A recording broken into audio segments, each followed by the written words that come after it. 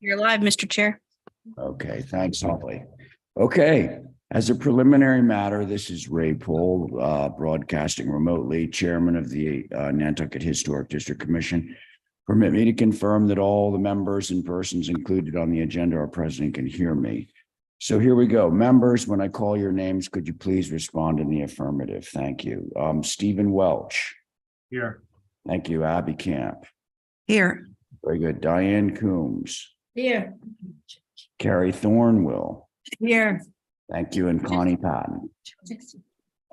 And Mr. Chair, Jesse has walked in. Oh, and Jesse Dutra. Connie, I heard you say yes, right? Yes, here. Okay, very good. Thank you. And Jesse Dutra for the record. Here. Thanks, Jesse. Okay, that was our member. Oh, and by the way, this is Ray Pohl. Staff, when I call your names, please respond in the affirmative as well. Holly Backus. Present. Esmeralda Martinez. Present. Adrian Rodriguez. Present. Thank you. And that's it for staff, right? I can't see anyone else. Good. Okay. Anticipated speakers will be called when their applications are being reviewed. Good afternoon. This open meeting of the Nantucket Historic District Commission is being conducted remotely pursuant to Chapter 2 of the Acts of 2023. Ensuring public access does not ensure public participation unless such participation is required by law. This meeting will not feature public comment. For this meeting, the Nantucket Historic District Commission is convening by video conference via the Zoom app as posted on the town's website. Please note the meeting is being recorded and that all attendees are participating by video conference. Accordingly, please be aware that other people may be able to see you and to take care not to screen share your computer. Anything that you broadcast can be captured, of course, by this recording. Supporting materials that have been provided to us, the members of this body, are available on the town's website unless otherwise noted, and the public is encouraged to follow along using the posted agenda unless I note otherwise. Before we get to the first item on the agenda, some ground rules for conduct of our business and to ensure accurate meeting minutes. Chair will introduce each speaker on the agenda. After they conclude their remarks, the chair will go down the list of members, inviting each by name to provide comment, questions, or motions. Please hold until your name is called. Further, please mute your phone or your computer when you're not speaking. And please remember to speak clearly in a way that helps us generate accurate minutes. For any response, please wait until the chair yields the floor and state your name before speaking. If members wish to engage in conversation with other members, please do so through the chair, making sure to identify yourself. Okay, finally, each vote taken at tonight's meeting will be conducted by roll call. So there's that. And now we will, I would ask of one of the commissioners. To approve the agenda. That was you, right, Diane? Yes, it was. Very good. Thank you. Now, because Val is absent at the meeting, we're lacking one regular member. So we're going to do, and all of our associate commissioners are here. So we're going to do a rotation. So on the approval of tonight's agenda, I'm going to start with Jesse, if you could sit in on this. So Diane has made a motion to approve tonight's agenda. On that motion, Stephen. Aye. Thank you, Abby. Aye. Very good. Jesse. Aye. And Diane on your motion. Aye. And I'm in favor as well. Very good. So now we have an approved agenda. Let's start right in. We need to ratify something. Now, I will presume that ratifying something means that there was a board that sat on it. Mm-hmm. Can anyone give me the I was on it. Okay, so Abby. I was on it. Yeah, tell Bray. Oh, you want me to? I think Val was on it. Val was on it. Yeah, Diane was on it. And okay. Val, Steve, were you on it? No. No. Steve was not on it. No. So it's just the four of us. Were you on it, Ray? Well, so far I have Yeah. Abby and Diane. Who else? Oh, Val is out, so she's out.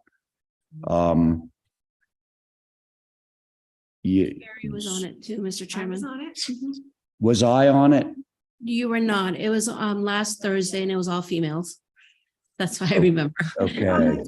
So I have a Y chromosome, so I got to pass it along to Abby. One with this new sunroom in the porch and yeah. It was. Yes, there were ladies- just the three of Ladies' us. day at the HTC. So do you want me to Abby. do, If you could chair it? please chair it. Yeah, that would be great. Thank you. Okay, so do I hear a motion to ratify 25. 25 Willard? Aye. Yes. Diane, aye on Willard, and I'm an aye. Very good. Thank you, Abby. Thank you. Okay, we have list of 12 consent items. Is everybody okay with those consent items? I am. All right, very Motion to good. So approve once consent. again, it's going to be the regular board. Oh, does anyone need to recuse? I don't believe so. No, no one needs to recuse. So regular board plus Carrie. Motion to approve consents. Thank you, Stephen. On Stephen's motion, Abby, Aye. Diane, Aye. Carrie, Aye. Stephen on your motion, Aye. and I'm in favor. Okay, so we now have consents out of the way. We're moving now to old business of 4-4. And we are lacking one board member. That would being Val Oliver, no alternates. I'm going to, yes, do I see Joe approaching the mic Yes, there? sir. So in being open and fair, we held when you were not present. Miss Camp was away. We held it now with Val. So we want to hold till we get a full board. So we'll postpone it till next week. Oh, okay. I think that's probably the wise thing to do because, well, I believe we're going to have a split board on this. I might be wrong, but there's the danger of doing that. Well, I mean, there's new information. So, I mean, Did you We're say just- new? Did you say well, new? not new, but you know what? Someone Say it shared again. something. So I just feel like the whole board should be present. Okay. That's why I waited for you. I waited for Abby. Yeah, no, I hear you. So, I would say that's probably the wise thing to do. Now, Stephen, Yes. you being the person who drafted our sort of procedures, where does this fall in terms of when it would be heard again? If it doesn't count against you if the delays are caused by the board. In this instance, we're down to 4 members with no alternate to fill the 5th seat. So I think it's on the responsibility of the commission. So this, like the last time, would not be a ding, if you will. Ding, demerit, penalty, check. Gotcha. Could And I bring I know for sure that there are people that want to speak on this. So I think that I'm happy that it's happening at the front of the agenda. This would just move to next Tuesday. Is that correct? Yes, please. All right. Mr. Assuming, Chair, can I ask a question about that? Abby, of application. course you can. Yes. Okay, I just wanted to know about, there was a letter about the 60-day. And when I was asking you about it, I didn't realize it was the usual thing where if it's not acted on in 60 days, it can be approved. In a situation like this where it's been held so many times, like, does that 60 days, what happens to that 60 days? Because Okay. that started. I think that I can answer that without jeopardizing this particular application. Clearly, if Joe doesn't want it open, we shouldn't be deliberating on this particular application. But your question, Abby, is a more general one regarding the constructive grant thing, the letter that was, has been submitted now twice. So here's the way it works. Our board, like any other board, has a certain amount of time to review an application, after which time we need to make a decision. Now, because unlike a lot of the other boards where it's very straightforward, because we spend weeks, if not months, reviewing applications, we get waivers from the applicant if it looks like we're still in deliberation, we still haven't decided, and they want to continue. So they waive the 60 days. In this particular case, I don't believe that there is any such letter, because we had moved, I shouldn't say in this particular case, because then again, we're getting into that application. But that is the nature of any board is not given an unlimited amount of time to review an application. All boards have a certain amount of time within which they need to act. And if they do not, the agreement that they make with the applicant is that they have to sign a waiver giving away their right to have it heard within 60 days. That's the story there. Does that make sense? Yeah, it does make sense. I just, so are you saying that because this was, was this waived over because It was not waived. it was not waived? Again, I want Okay. to be kind of careful about talking about this particular application as opposed to just general policy. Okay. And Abby, I'd be more than happy to talk to you, answer questions about that particular thing offline. Yeah, I really was concerned about this application, but Of course, but I'll just tell you what the nature of this whole thing is. Broad brushstrokes, any board, Concom, planning board, any board that you encounter is given a certain amount of time to review. Like nobody has like an endless amount of time to review. And then it's up to the applicant to basically say, I want to continue the review process. So I waive my right to have it reviewed within a certain amount of time. That's where we are. Does that sound good? If so, we're going to move along and we're going to hope for a full board for Joe and this application on next Tuesday. Okay. Thank you. All right.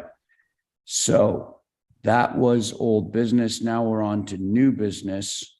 Going to be the same thing, really. 4 regular members and alternates in rotation, unless anyone has a conflict. But with that, let's move to the first application at 7A Bayberry Court.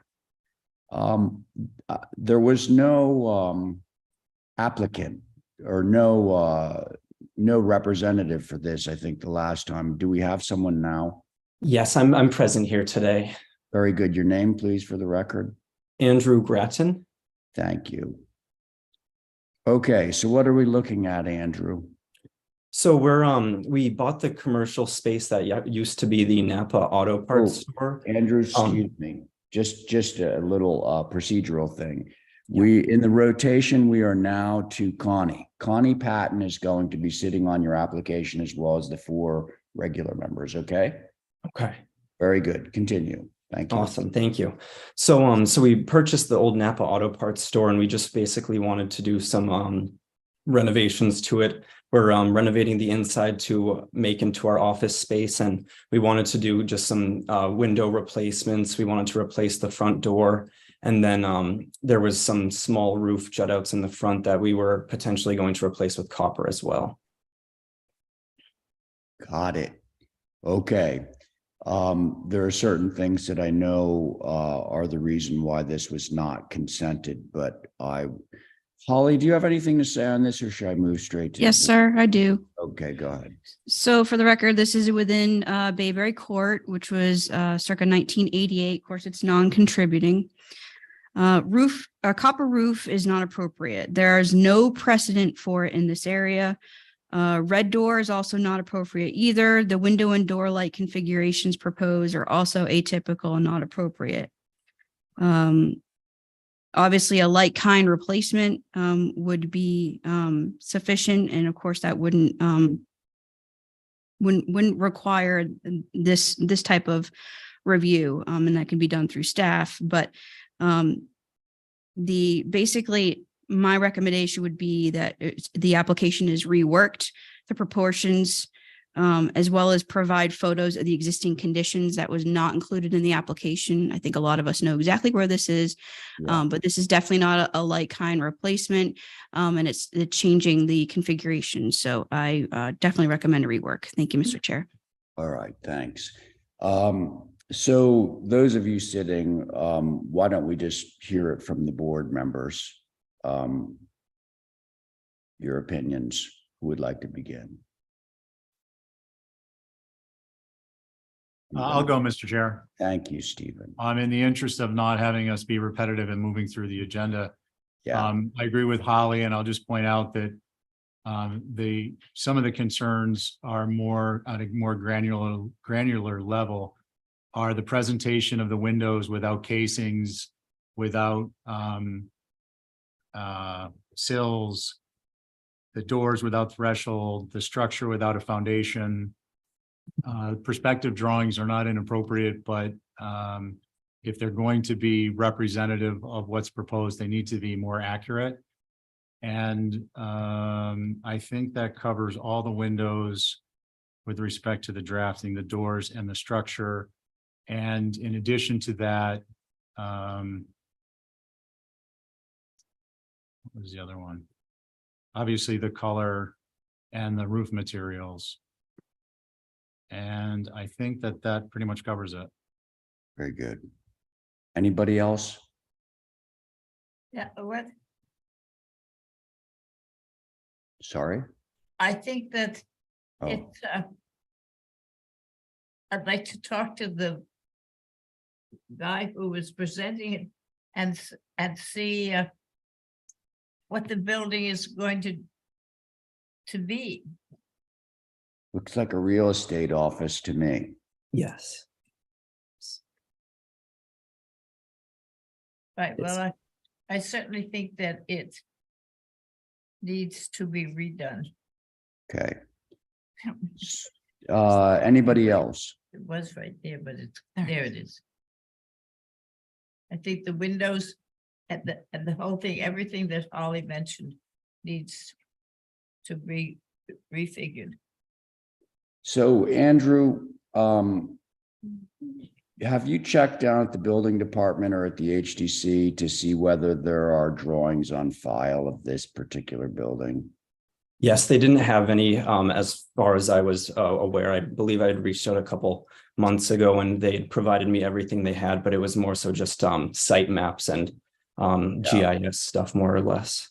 Because, you know, if you sit in on this board meeting, you're going to see that generally we get architectural plans. Yes. To Stephen's point, you know, this doesn't show a foundation or anything, but I think that we all know this building, but it's very important for us making a decision on this to have at the very least, photographs of the building so that we have something to compare to.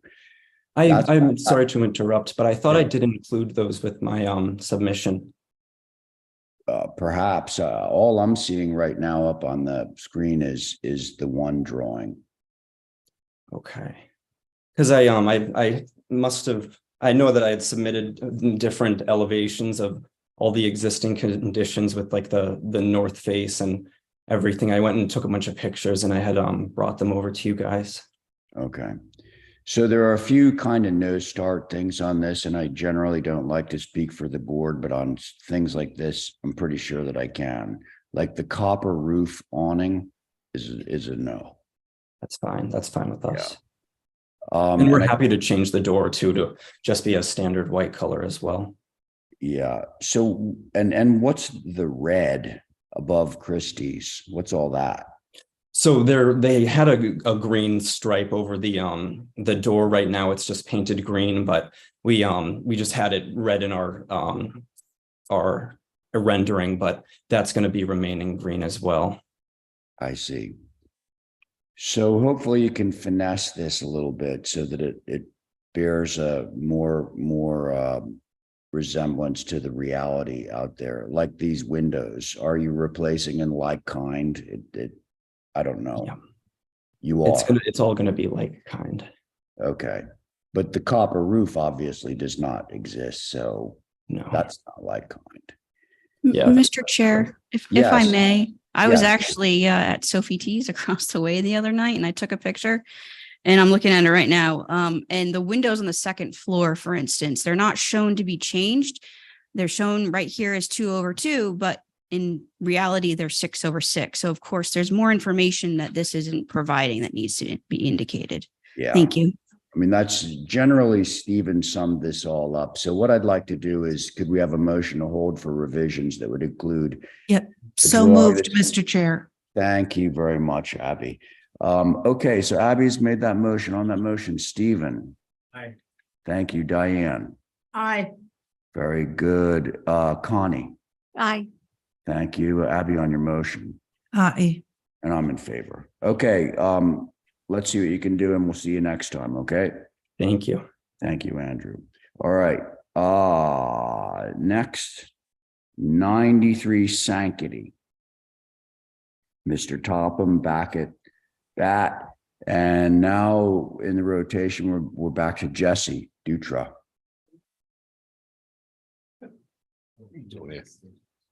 What's on Monday? Oh, I thought you were here for court.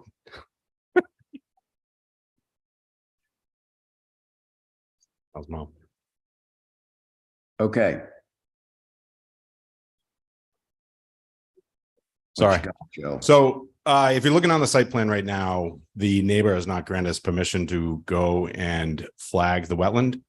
We're hoping next week that will be in place. But what there is on the east elevation currently is a covered porch, and we feel that is starving the wetland a little bit. So what we want to do is remove that and just have a little Juliet balcony on the rear of the structure, the backside of the house. And that is the whole intention of really why we started this project. But going around the house, basically from the front elevation was the west, we want to expand the front deck.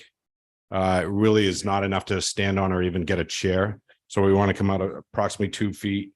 And then as you come around from the west side to the south side, there's a very modern third floor dormer. And what we'd like to do is bring that more in keeping with today's standards.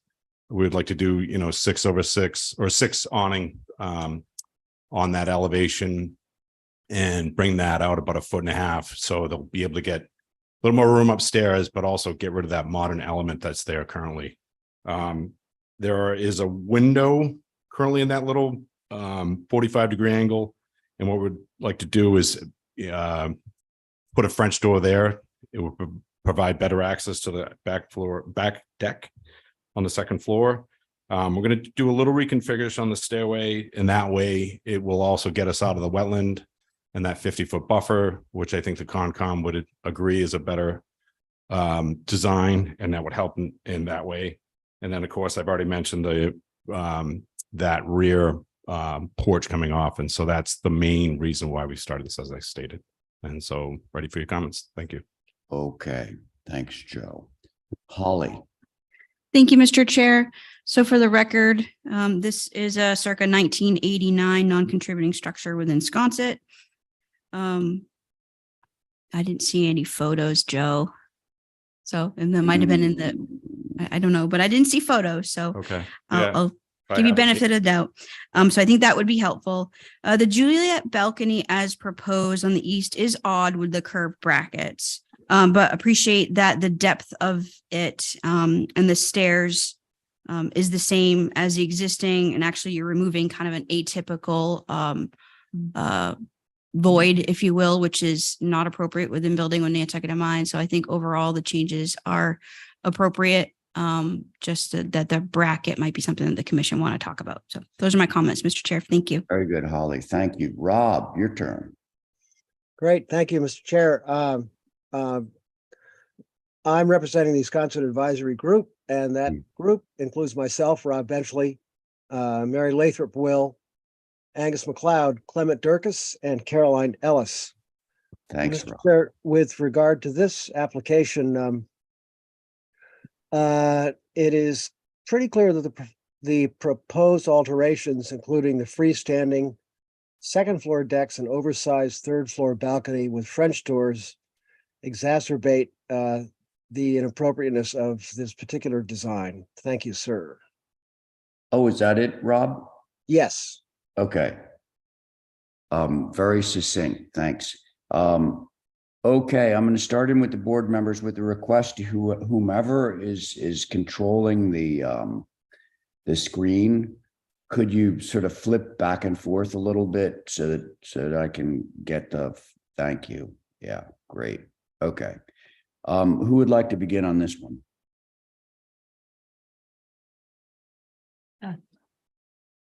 I can go. Thank you, Abby. So I agree with Holly that we've that this design sort of gets rid of that negative mass, which I think is I think that's visible. So I appreciate that. I think the Juliet balcony could be reduced to a more appropriate size. I think it's a little bit over reaching there. I don't know what it is. It's maybe 5 feet or something. Maybe that could just come back, be a real Juliet balcony where you don't go out there and look for ships at sea or something. It's just a little viewing point. And so I was just looking at the, is it on does one side of this go up Bayberry Lane? I'm just searching for this. No. No. Okay. No. So it's confined by its own. Okay. So I'm not so worried about what I was going to say. I was going to say that there's so many columns on the first floor. It sort of looks like a basement. And I was wondering if that couldn't be remedied by a trellis or something a little more appealing than like that. all those posts, because there are a lot of them. Yeah. But Yeah, agreed. okay, so that's it from me. Thank you. Great, I'll Abby, go. thank you. Diane, your turn. Yep. I'm concerned, particularly on the north elevation with all the staircases and the balcony, which, as Holly said, should be a straight prop. And it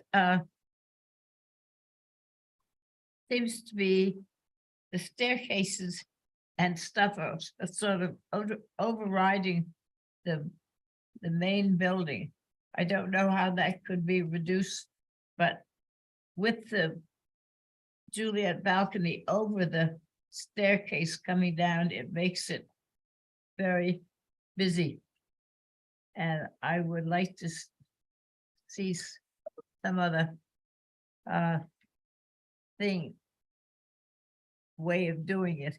It's on the existing north, but it was busy on the existing north, and if they're going to be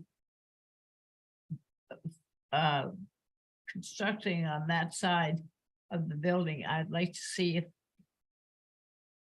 it could be reduced, that it doesn't have to have the whole deck going out and all that business. I think it would make it simpler.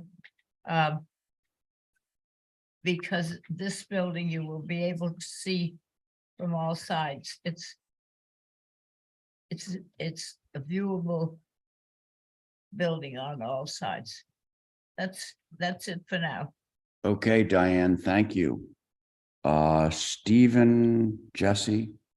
Sure. Thanks, Mr. Chair. Joe, can you confirm that Juliet balcony is on the east, which is facing Baxter? It is facing Baxter. Okay, so other than perhaps that bracket, unless there's a reference for it on the site, that area is going to be down a hill from Baxter. What you're going to see of this mostly is the second floor and the roof. from Sankaty, third floor in the roof. Well, the, back up a second. What you're gonna see is the second floor and the attic space under the roof. Some of the second floor you'll see. But And the mostly to reason be for the third Juliet floor. balcony being so wide is that double window is existing and she really likes the placement for the. Yeah, kitchen. I don't have Not an even issue given with it's the a- width, given the fact that you're gonna have limited. My point is that the full proposed east elevation is shown in the drawing is not gonna be seen as presented. Right. And yeah, it's busy on that side, but it's mitigated by the visibility. That arch, I don't know that you're gonna, that slight arched bracket, I don't know you're gonna pick up in the distance. So I don't really have any material concerns given its location and the angles of view. Thank you, Mr. Chair. All right, John. You know, John, this will be the first time that you approved a curved bracket. Yes. Now, I'm mellowing in my age. I know, it's scary. Okay, thanks, Stephen. Let's see, Jesse, your turn. Thank you, Mr. Chair. I like the building. I think there's not too much that needs to be addressed here. As for the Juliet balcony, maybe to minimize its viewability, a shingle wall instead of rails. But other than that, I have no concerns. Either way, thank you. Thank you, Jesse. Remind me, Joe, what's the trim color here? Everything's white, Mhm. matching existing, but I could make the third floor Juliet balcony natural to weather. Well, that would be sort of to Jesse's point, it wouldn't be this glaring white thing up there. Agreed. I personally would be in favor of that, but I would be interested in hearing what the other board members think of that idea. I think we should hold for a few minor revisions. I'd like to see him back. Yeah. Doesn't- Yeah, I can try and straighten out the stair. I can't go towards us if you're looking at the east elevation because of the wetlands, but I will try and see if I can. It's not as busy as the current one, so I will keep working on that slightly. It would seem. Okay, so Abby, was that a motion actually? It was. Okay, so Abby's motion is to hold for some minor revisions. Let's stay with that. So on Abby's motion, Diane, Aye. thank you, Stephen, Jesse, Aye. Abby on your motion, I, and I'm in favor. Okay. Thank you, everyone. Thanks. Okay. Okay, do we have somebody to represent these 312 Pilgrim applications? I just saw her, Who is it? Linda. Linda Yeah, Williams? Taking a quick break, getting geared up. Oh, I need a break. No, is it really Linda Williams repping these? Yes. It is. Okay. Okay. Wait a sec. So I'm at a little bit of a disadvantage. Is Linda in the room now? Yes. Yeah. Yes, I am. Okay, so we're ready to go. So Linda, you have the regular board, X Val and plus Carrie Thornwell. So who do I have? Ray Pohl, That's what I just Steve. said. Abby, Diane, and who's the alternate? Carrie. Oh, Carrie. Thornwell. Okay. Yeah, she's in the rotation and she will sit on all three. Are we Okay. ready to go? Let's start Yep. with the new dwelling. This is a lot, if anybody remembers Pilgrim Road, this was the concrete house with the red roof. You can see it on the aerial right there. Oh, yeah. That the older gentleman who I know well was a really great guy, but he built that thing one concrete block at a time and then parched it. That is now gone. You gave the okay to remove it. So it was removed. The lot is now clear.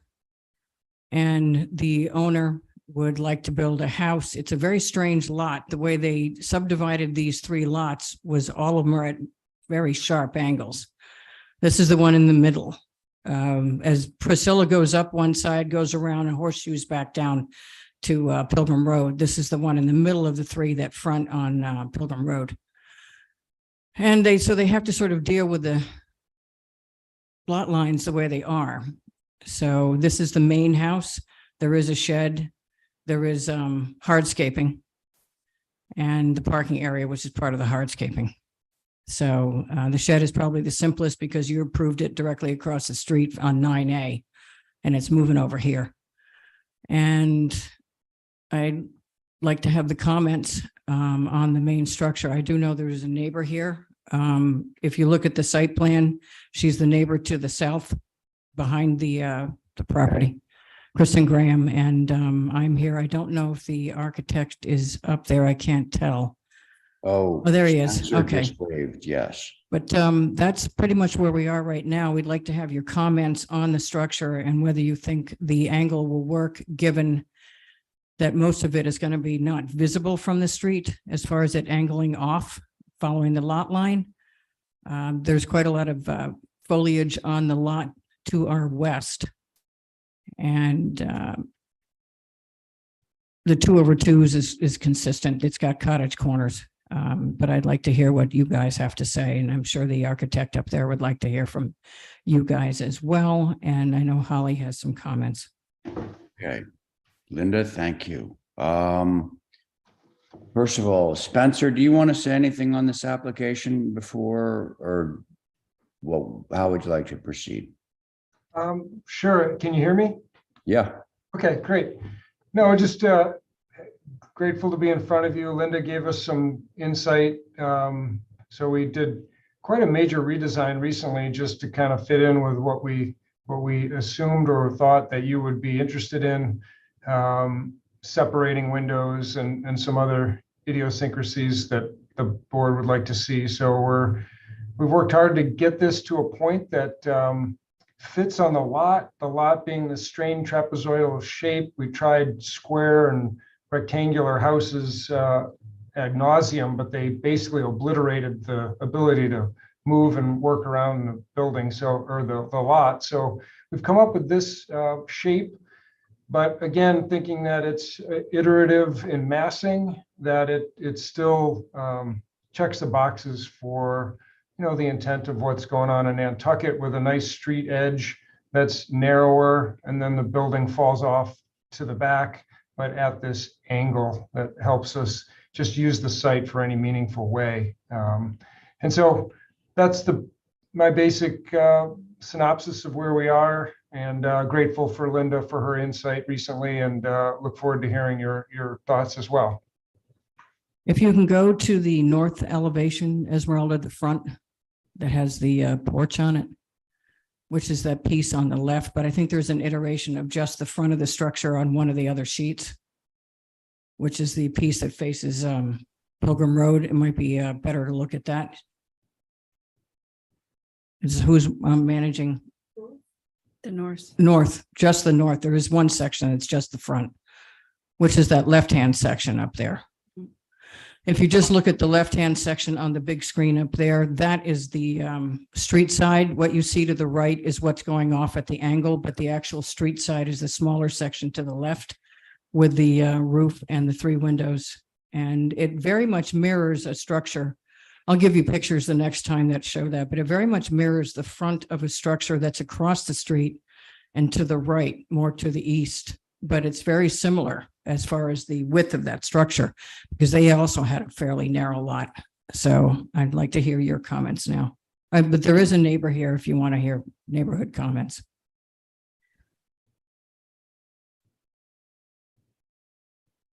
One comment. Sorry, I was muted. I said, now we're going to hear from Holly. Okay, go ahead. And don't forget, Mr. Chairman, there is a neighbor here. She just I came up have to me. not forgotten, and he will be right after Holly. Thank you, Mr. Chair. So as Linda had mentioned, there was a circa 1950 cinder block structure upon the lot. A typical about 40 by 30 square, a rectangle-ish structure on the same exact lot. So And you all approved that demolition last year. Inspiration should come from the neighborhood. These are simple capes or ranches from the 1960s and 70s. Even the two adjacent angled properties have simple structures on them, even with the odd configuration of property lines. So siting and orientation to the street is very atypical, and it does not follow building with Nantucket in mind. Follow the traditional forms. Stone veneer with bluestone cap. I think that was removed, but Yes. okay. Thank you for removing that. Very atypical. Arch brackets. I think they're 90 degrees. Yep. But having them on the gable are odd. Black sash and doors, not appropriate for this neighborhood. 2 full stories, I believe is too much, especially on this side of Pilgrim Road. Again, these are 1 stories or 1 and a third, 3/4 max would be more appropriate. 2/2s, also not appropriate. I think they should be 6/6 or 6/1s as consistent with that type of architecture in this area. And again, I'm talking about the Priscilla Lane area. Window sashes seem to be off. There's different sizes, configurations. And I didn't see a window schedule. I could have missed that. Need typical front doors, 9-panel or a 2-light with 2-panel. The French doors obviously need to have kick panels as consistent with the commission's, recommendations for French doors. Trim should be typical wood, pine, cedar, etc. I'm not sure what borac is, and maybe Coral. was that? It's a wood compost. Okay. Composite. I don't think that's appropriate in my opinion. And the space between the first and second floor, there seems to be a lot there. So I think that needs to be reworked. Needs appropriate additive massing, again, at a building with Nantucket in mind. So those are my comments, Mr. Chair. Thank you. Very good, Holly. Thank you. Now, I thought I knew who the neighbor was, but I don't see Kristen. them. Could She's somebody- coming up. Oh, I'm sorry, live. Pull it down, Chris, right Got to you it. now. Yeah. And get closer to it. Okay, sorry. There you This go. is uncharted territory for me. So my name is Kristen Graham and I live at 11 Priscilla Lane, which is abuts the south side of 12 Pilgrim. Mm. Yes, and I did include some photos. I guess the first thing is that, which was mentioned, even though the address is 12 Pilgrim Road, the lot is really part of the Priscilla Lane loop. And Priscilla Lane is very different than the evolved Pilgrim Road in terms of the lots being smaller and the houses being smaller and more simple.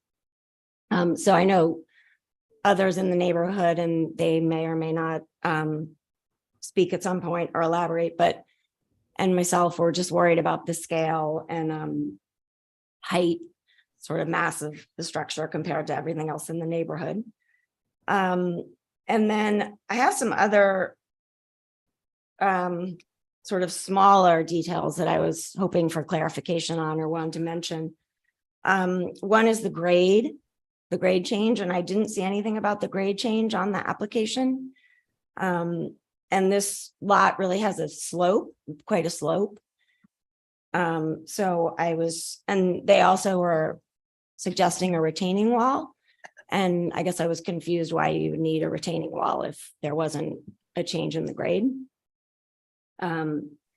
So I was hoping to maybe get specifics or clarification on the change of the grade and if there would be any fill added, if so, how much? The next thing I wanted to ask about is there's a retaining wall and fence being proposed, which is right behind my, excuse me, my fence and also the neighbor on the side, part of her fence.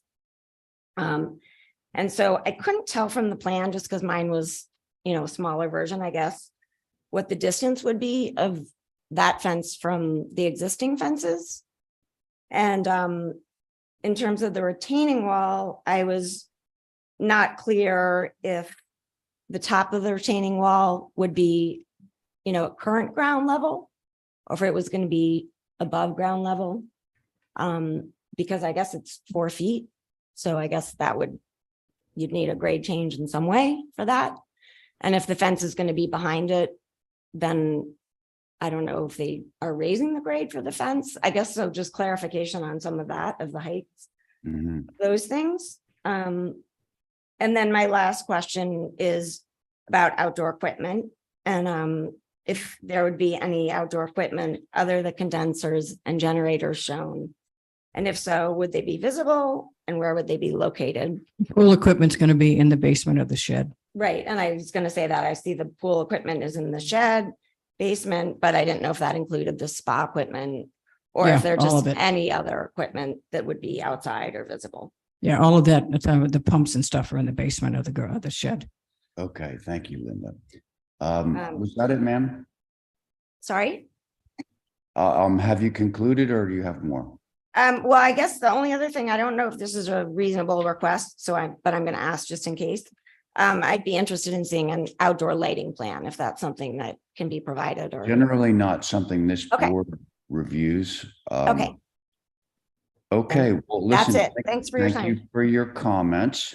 Is there anyone else that wants to speak on this application before I turn it over to the board members? And by the way, again, whoever is controlling the screen to the point of the grading, I'd love to go back to the site plan for a moment. And while we're doing that, if anyone is ready to begin their comments, I'd be happy to recognize them. I'll go. Thanks, Stephen.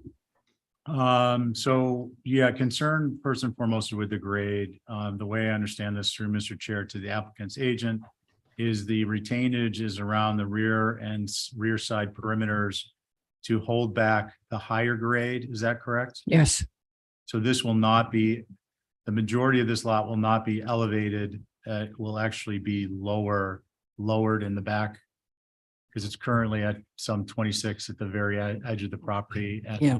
some 20 feet at the front. the grade drops pretty significantly coming down Priscilla on that side from Miss Graham's property. Because Priscilla Lane goes straight uphill on both ends and then it's level in the back and then it comes back down around. And the lot is fairly level right now, except for that back little section. So to clarify, the lot will stay fairly level and the retainage will hold back the neighbor's dirt. Pretty much. Okay. It's on the inside of the fence as well. It's not up against the bank. It's on the inside of the fence, which runs around the rack. The Right. reason why we have a perimeter fence back there is because this is an irregular shaped pool. So you cannot do an automatic pool cover. So they have to have the fence. You'll see where the gate is on the lower left and it goes around there and it goes up and it's behind the garage. Or there's a gate up to the right of the garage. Hey, Linda, right now we're reviewing the house. Yeah. So let's stay on the house because we're going to be getting to the pool presumably and the shed as well. So Stephen, continue. Yeah, thank you. So I am concerned about the overall massing. So the second floor structure, I do want to do a view. I think that should be part of any motion to see what's in the area, refresh ourselves. And I would like to get a perspective, some perspective drawings to show us what this is going to look like in place. And not uncommon would be to have at least the structure on the Priscilla Lane side. I believe it's the woman who spoke, structure included in the perspective. I have pictures of all of those guys. Yep, please. So those are my comments for now. On the overall, on the architecture itself, other than the massing concern and the perspective view showing what that angle may look like as en masse, I don't really have concerns about the structure. But the caveats are pretty large. Thank you, Mr. Chair. Okay, I'll- thank you, I'll go. Steve. Diane, your turn. Go ahead. Yeah, I wonder how long is the building? From on the front side, On the angle side, Diane, yeah, the whole front view. Spencer, it's on the plan. I can't see it from here, but I Spencer can't- will have to tell you what it is up there. I can't pick it up on my Well, the No, front is Yeah, the through front you, is, Mr. Chair, the front is relatively Narrow. narrow. It's the length of the extension of the side. Yeah, that's what I, Oh. what the length was. The side is 58 and the front is 22. Okay, Okay. that's what I wanted, was the 58. This little piece of land is, it's like 100. doesn't have houses this massive, sort of. It's for many years, it wasn't paved, had a big hole in it. And I think it's awfully formal for that area, and I think Linda said that it couldn't be seen. It has a clear view up Pilgrim Road. No, I never said it wasn't visible. It's all visible. Whole thing's visible. Yeah, the whole Yeah. thing is visible as you go up Priscilla and come down the other side of the horseshoe, it's all visible. I would like to see some topo lines to see what we're looking at as far as land is concerned, and what we need fences for, or not fences, but stone walls and stuff. I think one of the things we should keep in mind is that when a house goes up in an area, that it should sort of fit in with the other houses in the same area. And I think that the size of this outruns any other house up there.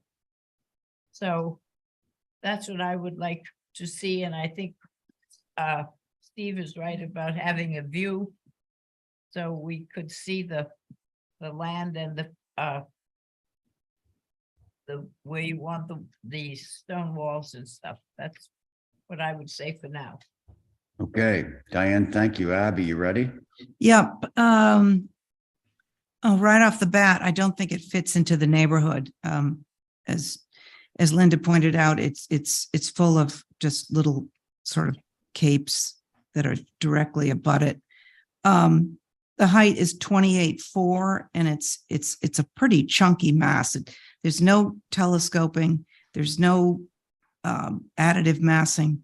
So just because, just because that's the size of the lot, you don't have to fill it completely with a building.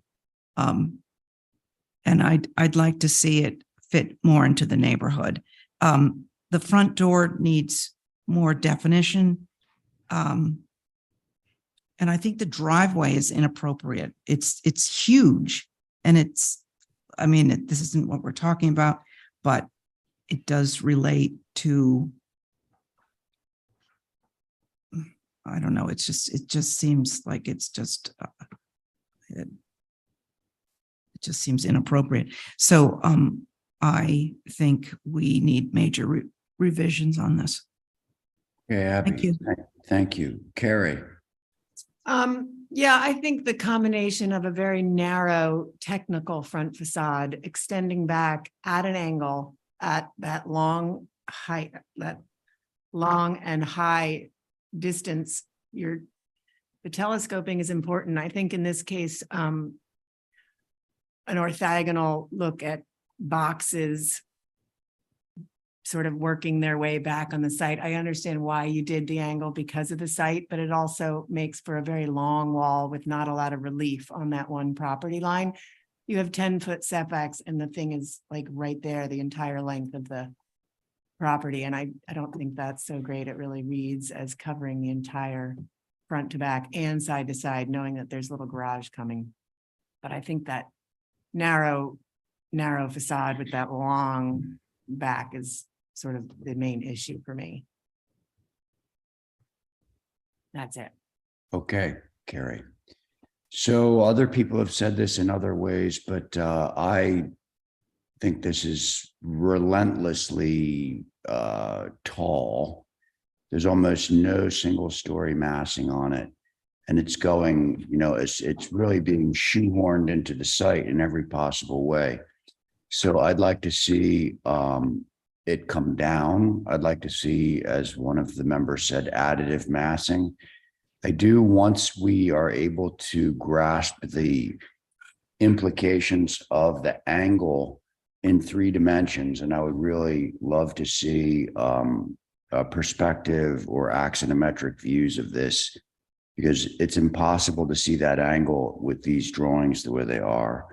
I would not go for the black sash. I question why there are no corner boards, because the corner boards, I believe, would actually humanize this building. And as Stephen said earlier, and as the neighbor said, I'm very interested and perhaps concerned about how the grade change is being handled on this site. Those are my comments. Would it Sure. help, Mr. Chairman, if we did height poles on the front and then where the rear terminates? so Well, you see to the angle? Stephen's point earlier, we are going to view it. That's going to be part of the motion. So height poles would be great. Yeah. Okay. Speaking of a motion, Mr. Chair, Yeah. Sorry, Stephen. Oh, I were you said, about to make speaking of a motion, All right. so motion to hold for revisions, motion to include a view, to include height poles, to include perspective drawing of the front as viewed from either side, and the neighbor to the South. Priscilla Lane side, West, west. oh, south from there. Yeah, I thought it was south. Yeah. And then a section view from Pilgrim through east-west. Terrific idea. That's for the grade change. Yeah, Mm. just might as well get that in the documentation. Yep. And that's my motion. All right, Stephen, thank you for the eloquent motion. On Stephen's motion, Abby, Aye. Diane, I, Carrie, Aye. Stephen on your motion, Aye. and I'm in favor. Thank you. Okay, shall we move on now to the, I make a motion that we track the pool and the I think shed. that's. I agree. Okay, the shed you probably a good approved idea. at 9A across the street. It's just going this Yeah. Now, direction. do you mean the design, or do you literally mean they're? The whole gonna- shed. No, Yeah, they're gonna move the shed?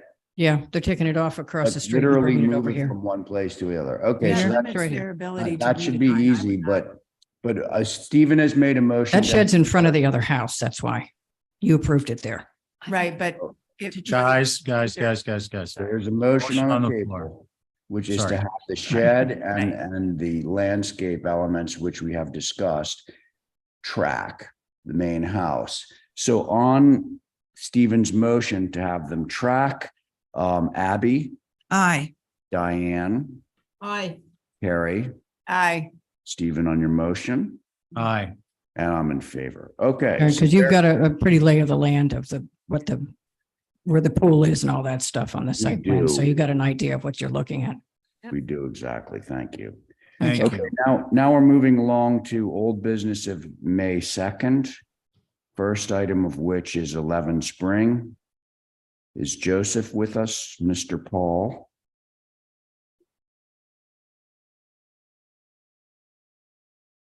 Is he? Mr. Chair, he's here in the Okay. Zoom. He's on Zoom. Okay. So Joe, your board, Ray, Stephen, Diane, Carrie, Jesse, all of whom you have. Let's go.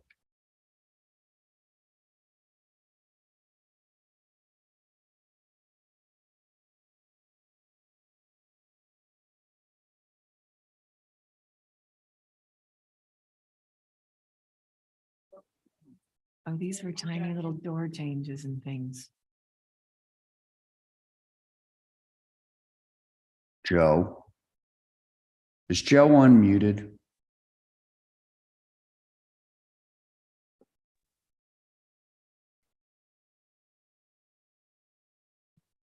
There he is. Joe. We can't hear you. Yeah, you're muted, Joseph.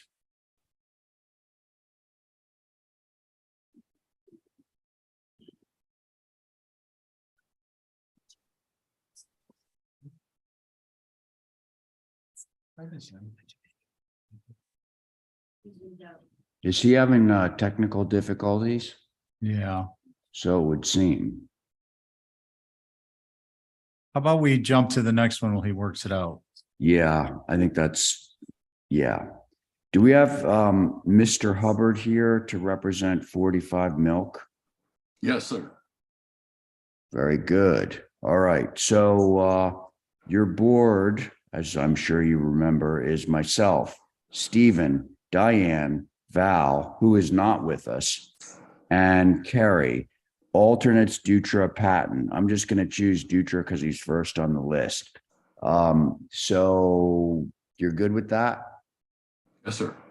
All right, let's continue then.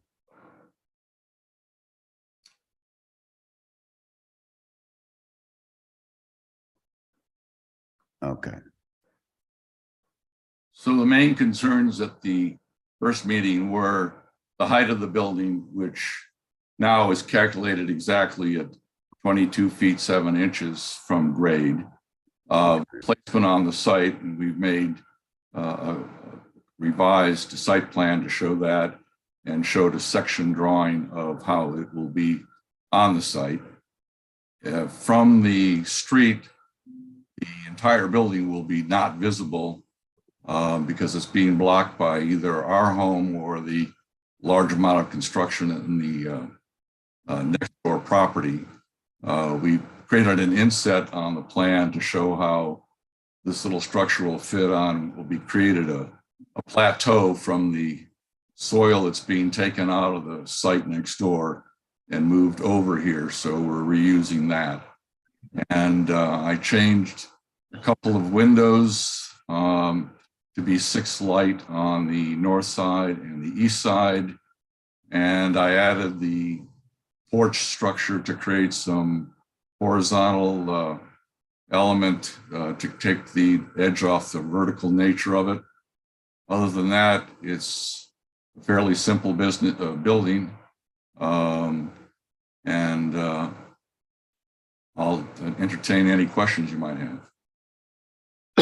Excuse me. Thank you, Mr. Hubbard. Holly, I'm sure you have something. This, by the way, is the site right next to the Woodmeister project, right? Yes, that large 5 different structures of things going on. Yeah. We're aware. Okay, thanks. Holly. Thank you, Mr. Chair. So, yes, and this is also outside the OHD, so it's infill. This new studio is at 22 feet 7 inches to the ridge. Appreciate the changes in clarity in the proposal from the last review. On the east elevation, I note there's 2 doors on the same wall plane next to each other, and which is odd and atypical. I had 2 questions. One is what the height of the main dwelling on the lot. I understand this is in a different location, but I do think it's important to know what that looks like. And then I know it looks like that the site where this is proposed is being flattened to accommodate this unit. And wanted to say that that's contrary to building with Nantucket in mind. So just wanted to get clarification on that. Those are my comments, Mr. Chair. Thank you. Okay, thanks. Could we go back to the site plan? Speaking of site plan, because, you know, I think we're all familiar that these sites, the one next door and this one, both drop off quite a bit as they go back to the north. Yeah, you're creating a platform. And then there's the site. This is a partial site that we have on the screen now, and there's a full site up above, right? Yeah. Oh, I just saw a site section too. Right there. Right. Yeah. Okay. Okay. Thanks, folks. Comments from the board? I have some questions, please. Yep, go for it. Can we go to the sheet number 6 or 5, I think it is, which is a isometric drawing with an existing partially constructed structure. So a couple things here. One is this appears to be, and I want to confirm this through some type of a section detail. This appears to be drawn to be with a substantial grade change. So that's a potential concern without retainage outlined in the application. It may be, but I didn't see it. The other thing to keep in mind perhaps is, and I'd like to get clarification. This structure to the left that's under construction is on the lot, Mr. Hubbard? No, it's the next door neighbor. Okay, so then can we go to the two sheets down and zoom in on the upper center portion?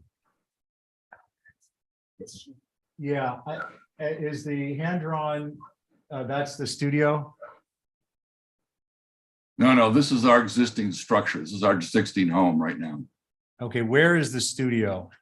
If you see the black line on the top corner, there's an inset of where the studio would be on the site in the inset drawing. If you look at sheet 3 at 3. So it's on sheet 3, which is 5 is meant to be the area that's shown with the plateau topography. Correct. Okay. Correct. Okay, so that explains some of that stuff. And this is a proposed grade on sheet 3, I presume, because existing is nowhere near that high. Yes, we're utilizing the soil taken from the foundation of the neighbor's home and the so-called cabana, and we're moving that and utilizing that so that we can create a shelf basically to put this structure on next to it, and so it's higher than the existing grade, but it's parallel to the grade of the cabana next door. Okay, thank you. So I'd like to speak to grade at this point. If we stay on sheet 3 and zoom in a little bit. Yeah, there you go. You got it. The contour lines don't seem to, the number of contour lines surrounding the plateau to the east there doesn't seem to be the same number of them as on the neighboring lot. And of course, the consequence of that is that there's a grade differentiation.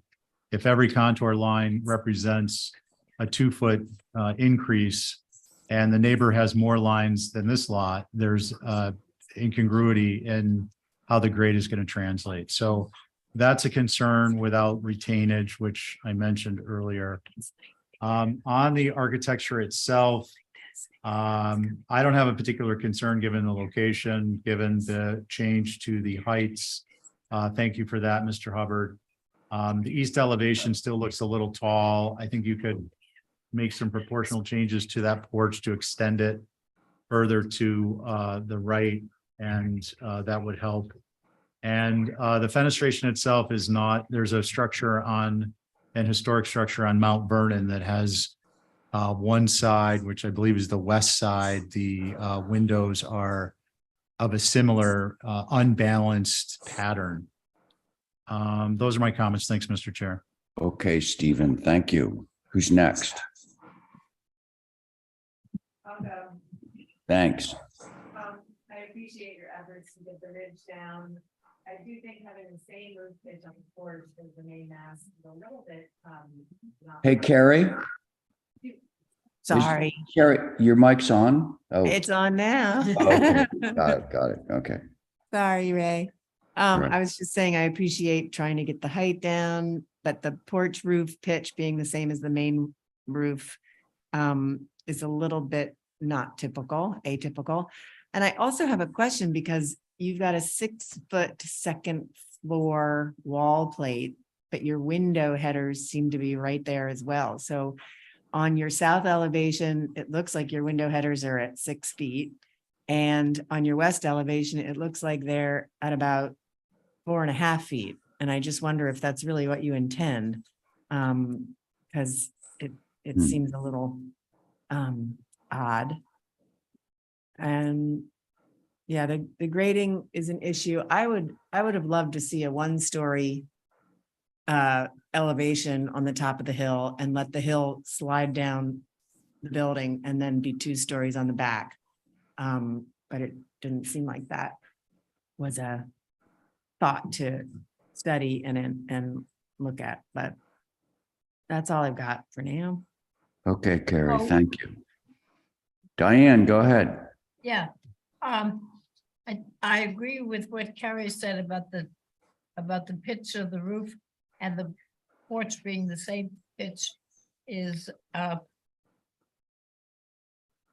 a little odd. And on the elevation. Where'd it go? Went, disappeared. There's only 4 windows.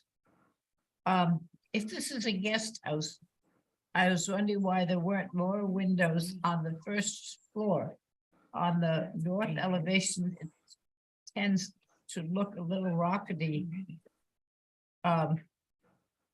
It needs to be brought down to the ground rather than up in the air.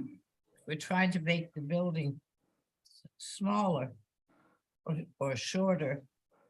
And that's what I would suggest. I think it's important to see what the topo is around the building and how it fits in. I don't think you can say something isn't visible because of the construction next door. Hopefully the construction next door isn't going to go on and on. I would like to do as Callie said, on having a 1-story on the front and going down to a 2-story thing in the back. I think that's a neat idea, and I think you would be able to do that, which would have it fit in. There are a lot of buildings in these particular 2 right next door to each other, and I think would be good if you could do that with this one, is to have a 1-story in the front. Thank you. Thank you, Diane. Jesse, it's to you now.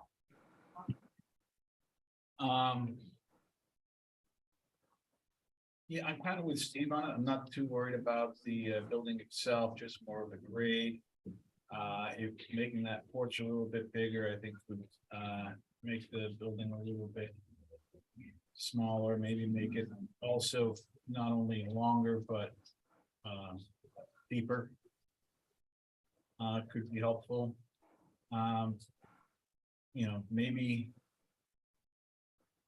again, there's some things that I think might look better, but really don't think it's going to be all that viewable. But if we could go to the site plan and look at the grade again.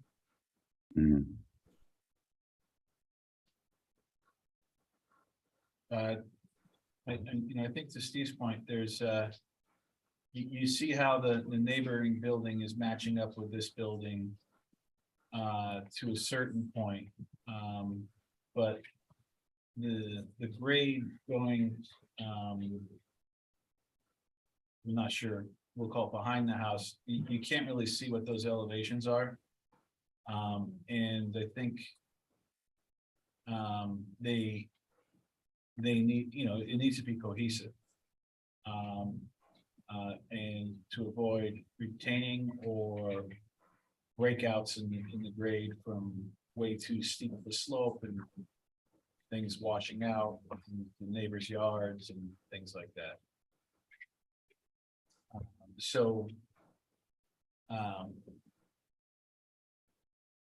I think I appreciate the cross section, but I think we need to see it on a larger scale throughout the rest of the lot. Thank you. Thank you, Jesse.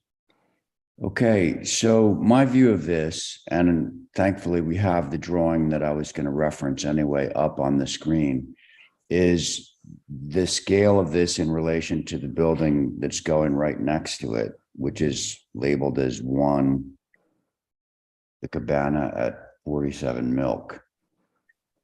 Although to me it's it's clearly a very vertically oriented building, but I think that it's set down low enough into the site that it's going to be inconsequential.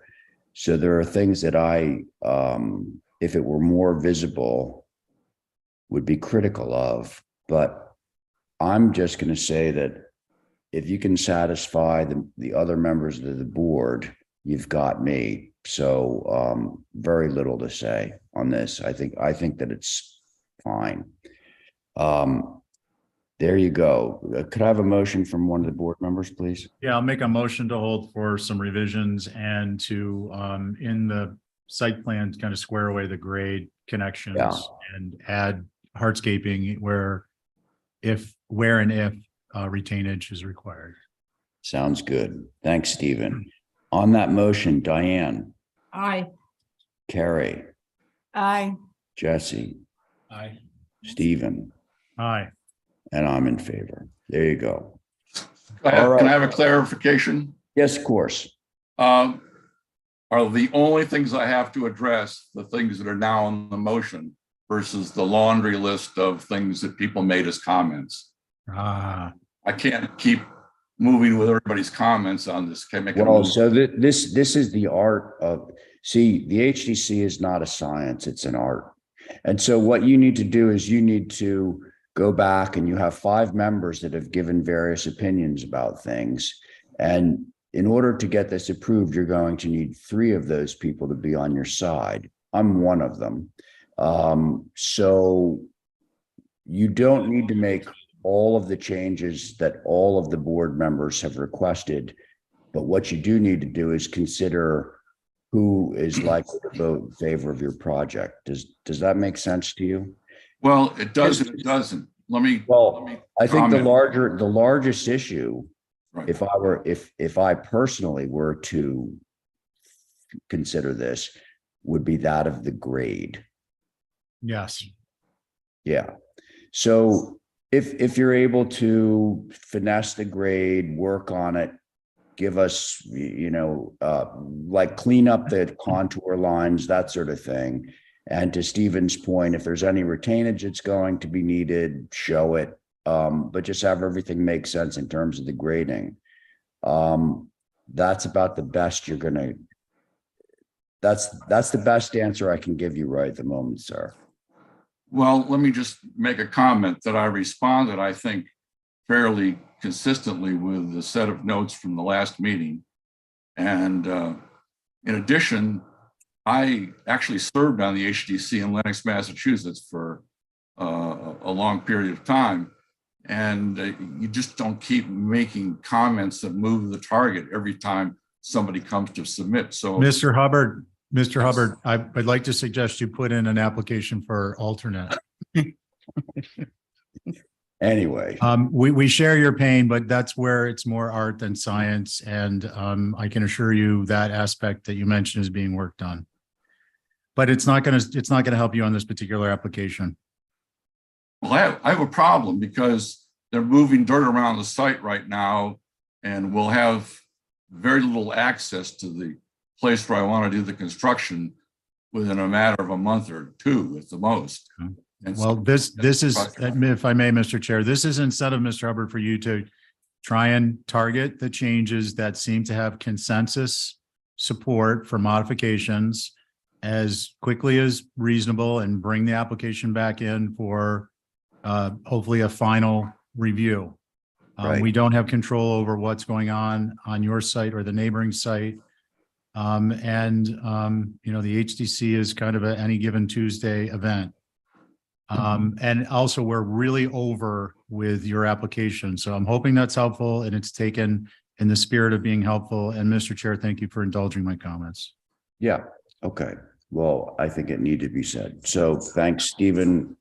Thank you, Mr. Hubbard, and we'll see you soon. Now, Mr. Joe Paul was unable to get on a moment ago. Is he now with us? Mr. Chair, he has not zoomed in. Mr. Chair, it would be appropriate at this time, the pizza's here and it's hot for us to take, if you don't mind, a short break. I don't mind at all. Maybe joking it is. Zoom me a piece of pizza. That would be just wonderful. Awesome. Okay, so are we really sticking to the 5 minutes? It's 5:24. we on that? So 5:29, is that enough time? We'll call it 5:30. 5:30 reconvene. Okay? I think that's a yes. And 4. All right, great. Thanks, Holly. Did you push that? Yeah, I just thought I didn't get much of food today. You didn't? No, had a CPC meeting at 10 and grocery didn't get there until 11. So I had an egg and a piece of toast at 5 in the morning.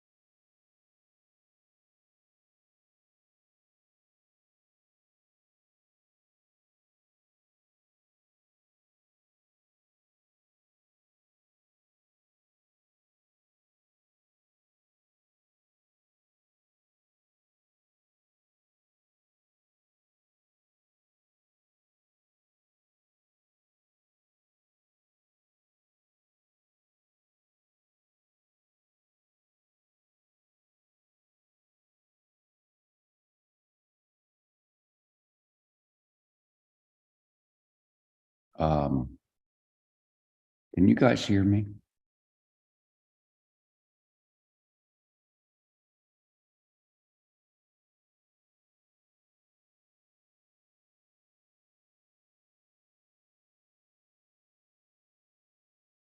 I don't have a sound. I don't have, oh, here we are.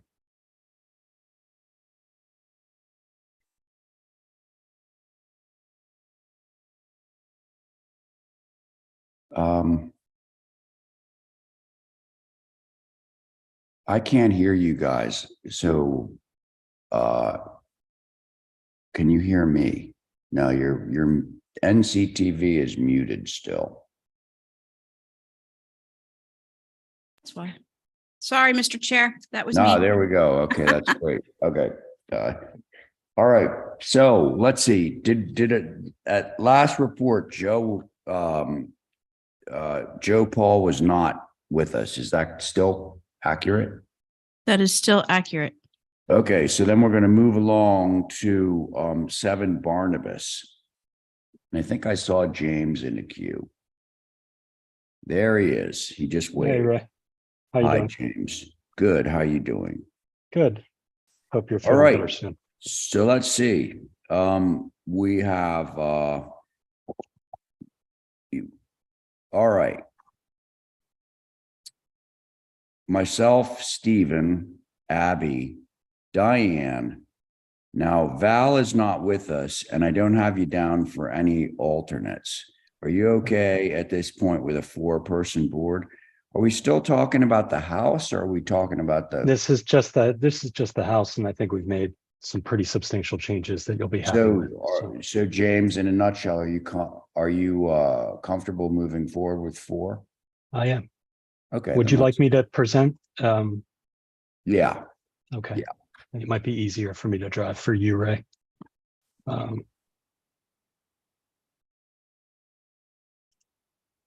Just pulling this up right now, and it's loading.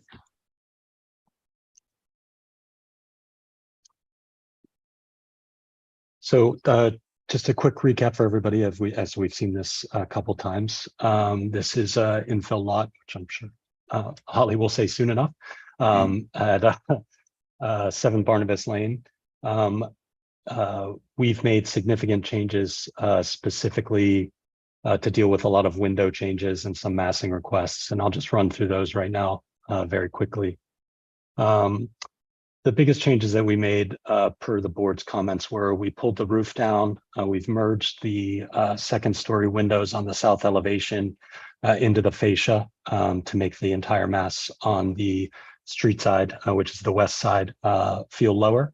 We've changed the entire proportions of every window on the west elevation, as well as the shutters proportions so that they fully cover the window. They were a little shy before. The shutters were also made to be louvered, which before they appeared to be paneled. We have removed the clapboard from the secondary mass, which was right over here. You can see in the other one. So now the clapboard is only on the front facing facade, the west facing facade. It is nowhere else. We've added a significant amount of detail to the front door, which was a comment made by several parties. James, can you zoom in on that a little bit? Yeah, sure. It's even easier to see. It's a Here. fan. They had requested like a exploded elevation here, so we can dig into that more. Go back to that elevation, sorry. What else did we do here? We reduced the widow's walk width and changed it to a 2-panel. And then we also changed the chimneys to be symmetrical east and west, very balanced on the west elevation. To go to the north elevation, we made significant changes to the panel doors. There used to be a 6-panel door here. We changed it to a 4-panel door. We also removed all the clear stories and added 2 windows instead. You can see that over here. Right. We removed the clear story from the primary suite, and we changed the window configuration in this elevation to be very balanced and symmetrical. It used to be double gang windows with a pair over top. Now it's 3 over 2. And of course, the chimney changed on this elevation.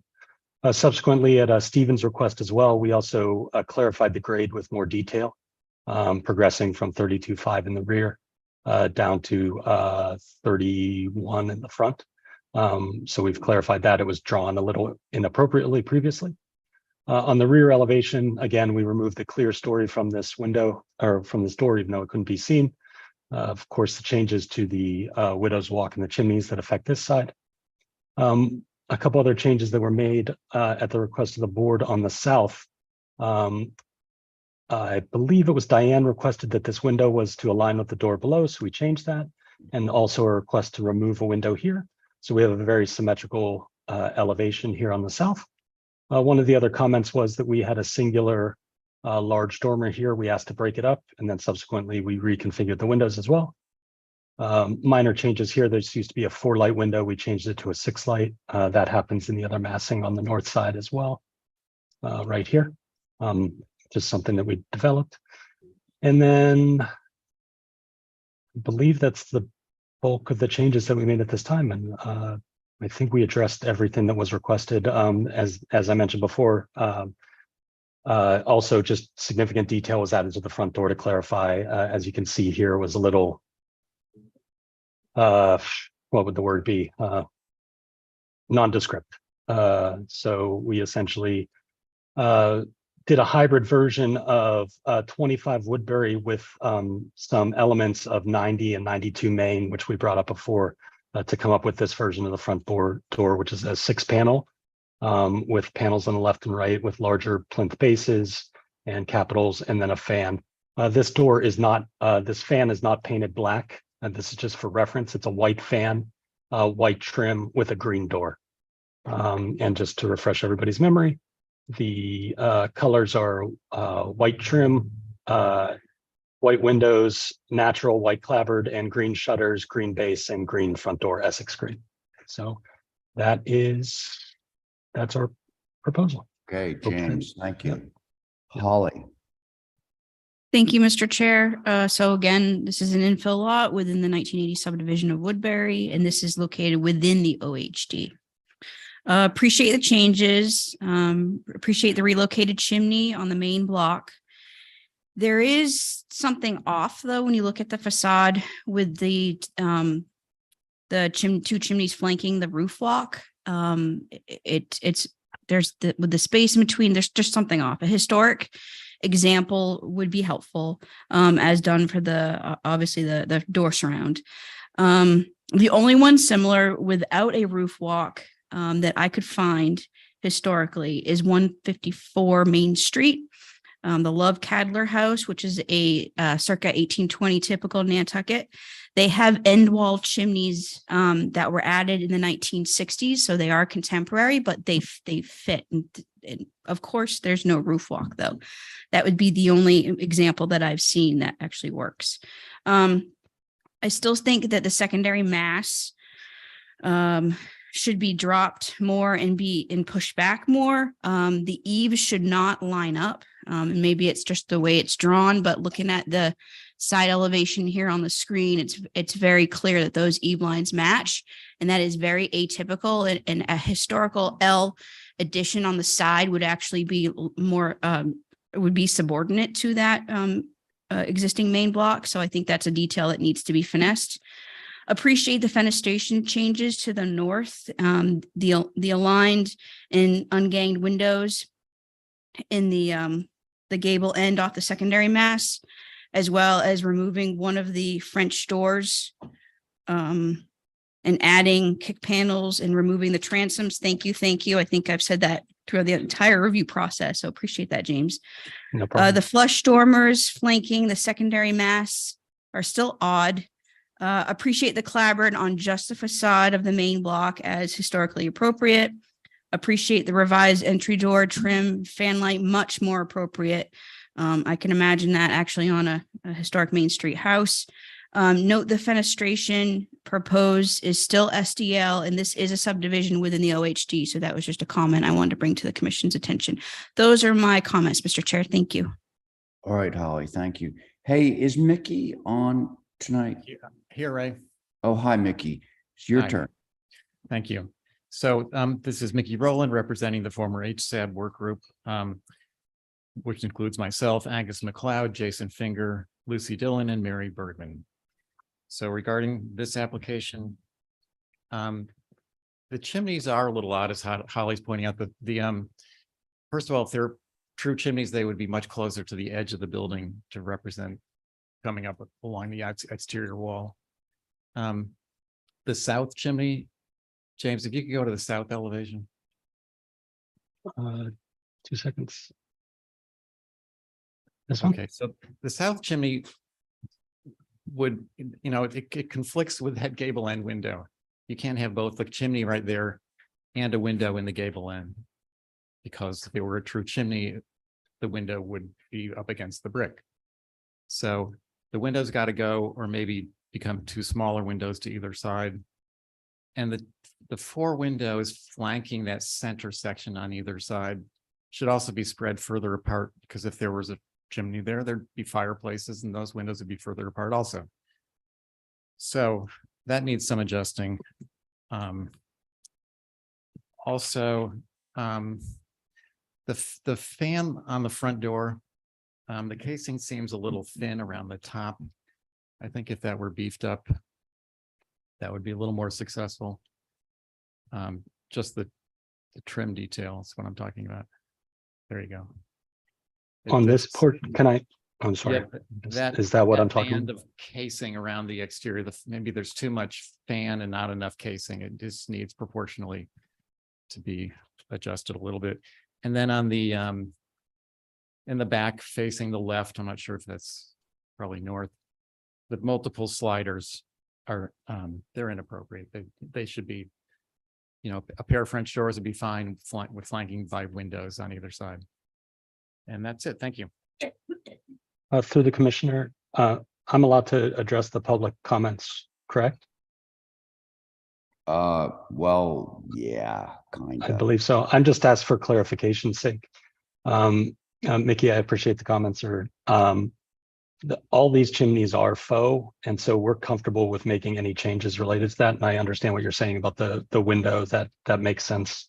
Regarding the trim on the front door, that's easily changed. And some of the other garments regarding the sliders, we've made significant changes and they can't be seen. So thank you for clarifying.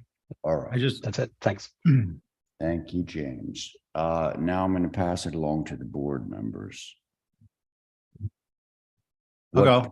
So there you go, Stephen. I would caution, just as a matter of procedure, applicants responding to the public on what they can and can't do. The public doesn't make the determination of the final approval. Agreed. So just to be clear, not on anyone, not to be too pointed, but to clarify. With respect to the chimneys from the west and the east, they do appear to be slightly too wide. The top, the corbelling, I think, is atypical, and that needs to be addressed. I don't have an issue with the painted white, black top only if you're supporting the monarchy. Keep that in mind, James. On the elevations on the side, if we go to the north,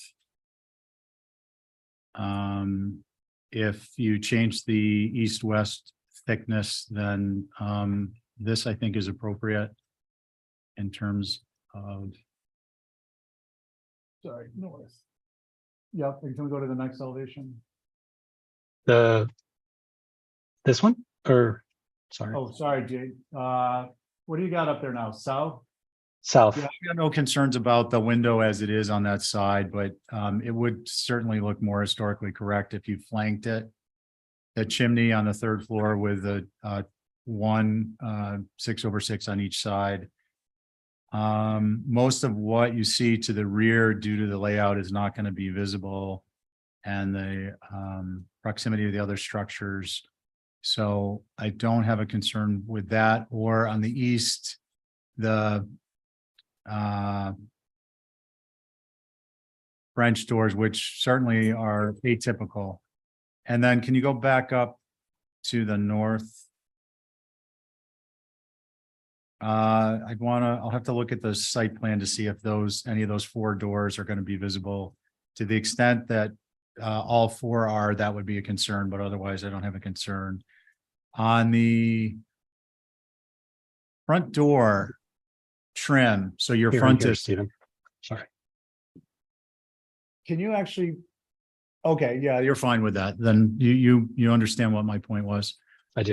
Can we go to the images of the front door of the 25 Woodbury and 90 Main?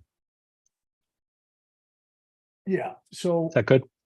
Yeah, and I think my concern is if you zoom in on 25 Woodbury. Yeah, so the issue with this is Mickey said the proportion, but in particular with the cornice and with particular the corona is too short. It's short by about 1.5 inches. It should be at least the height of the side casings, which are meant to be representative columns. And that would make it look more like 90 Main. Can you zoom in on the 90 Main? It gets a little blurry when I zoom. That's why I'm. Yeah, that's good. Yeah, so just that slight bit of a change makes that go from like a thin upper lip to a full lip, if you will, the analogy, and that'll make a big difference. What are the colors of the shutters? Essex green. Okay, thank you. Thank you, Mr. Chair. All right, Stephen, thank you. Who's next? I can go. All right, Abby. So I have an architectural question that I'm not sure how to, but on the second floor, when those windows dead end into the fascia, shouldn't there be some sort of indication that that's the top trim? It looks like it just doesn't relate to that fascia strip. So that's a question for you architectural architects. I agree. I think that the chimneys are a little wall-eyed. I'd like to see them go out to the side. And even if they're fake, I think Mickey's point about it, you shouldn't really have windows there if, because it wouldn't actually happen. I have another question about dimensions on the corner boards. Are those corner boards thick enough? I realize that's a gutter in front in the drawing, but do they need to be a little plumped up? So fan trim, north gable should be north. Oh, yeah, Holly's point about the two gables lining up on that north. I think one should be subordinate and not be in line because that looks like a modern application and not historic. Chimneys, I did the chimney. I want somebody to answer my question about the trim. That's not atypical. It's presently 1x6, just for information. It is 1x6? That Correct. sounds I think right. it reads skinny with the leader in front of it. Yeah. Sorry. Okay, thank you. And then I'd like someone to address how those second floor windows. That was my comment. I mean, What did you say? it's not atypical. The head casing is buried in the fascia because the header is buried in the top plate. So that we actually see that, you'll see that top of Main across the street. No, I have it at my house, but I think mine are, I have the header that comes proud of the fascia, which I think is another historic. Yeah. I just think it looks a little odd. It looks. Sure, yeah, It looks a little modern, but anyway, that's all I got. Thank you. Okay, Abby, let's see, that leaves you, Diane. Well, so it does. It does. The chimneys, which I'm happy to see them, just need to be filled in with somewhere neater. On the east elevation, there's nothing that comes down over anything up above. including the skylight, which I don't think should be directly under the roof walk. I don't think it's, and I don't know what the size is. It has no size and I don't know, but it should be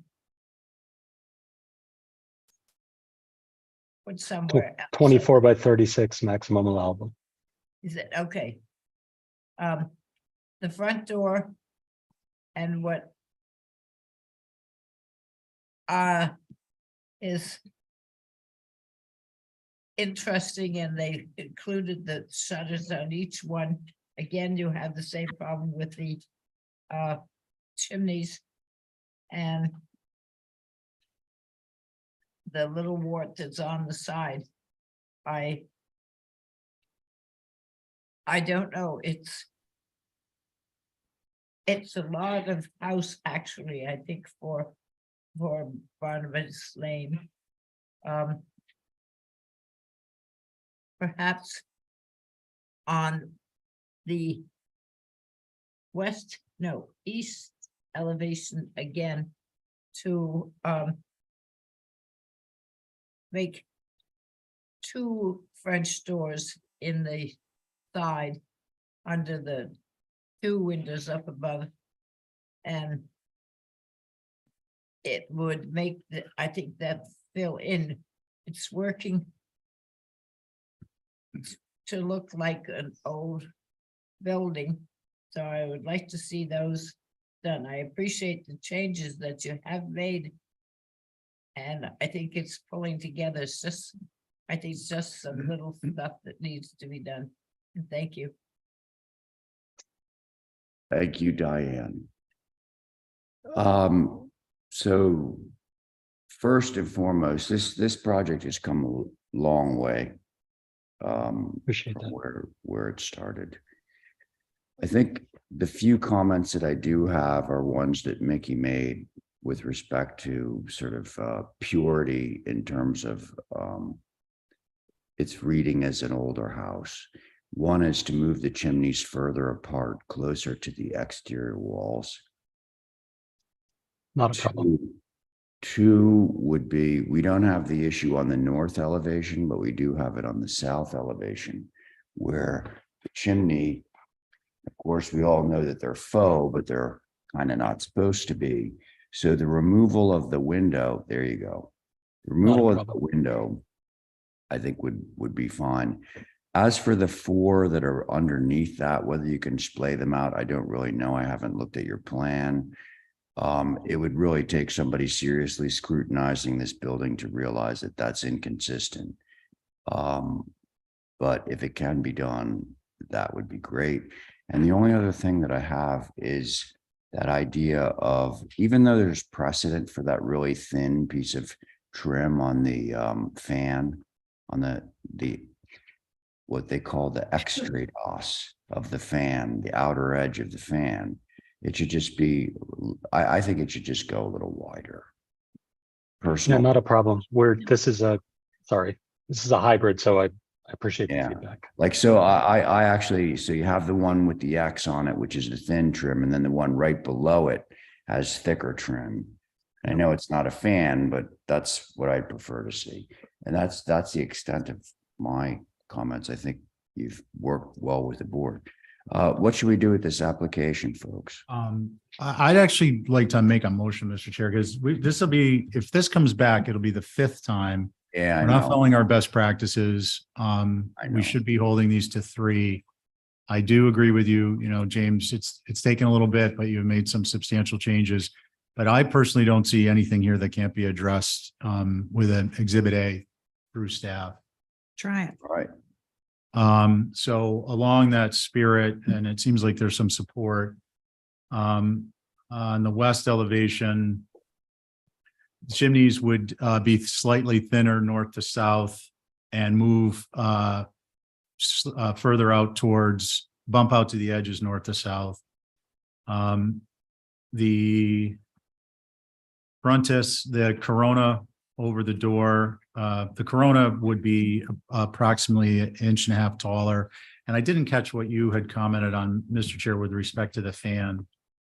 Exactly what James has just sort of done, which is the outer edge should Yeah, just, yeah.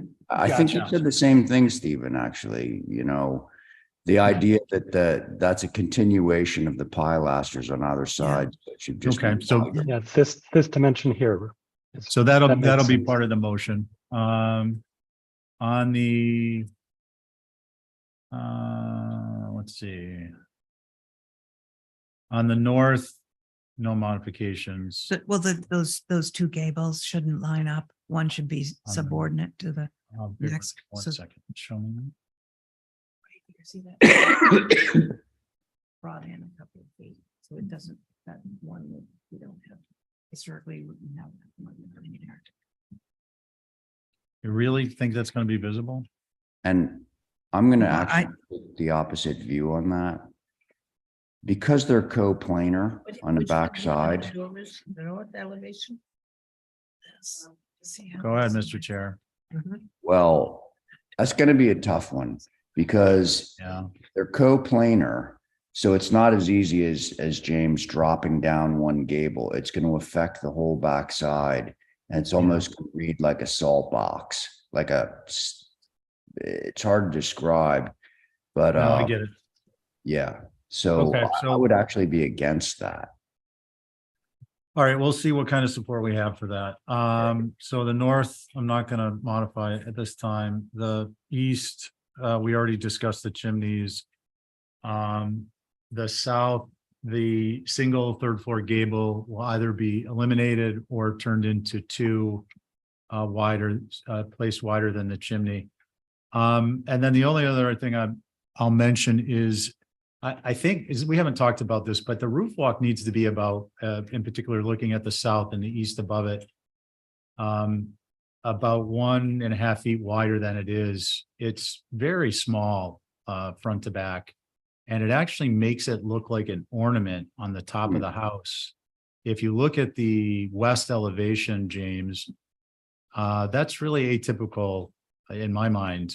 And I think what's the pitch of your roof? 7.5 or an 8.5? Yeah, 7.5, yeah.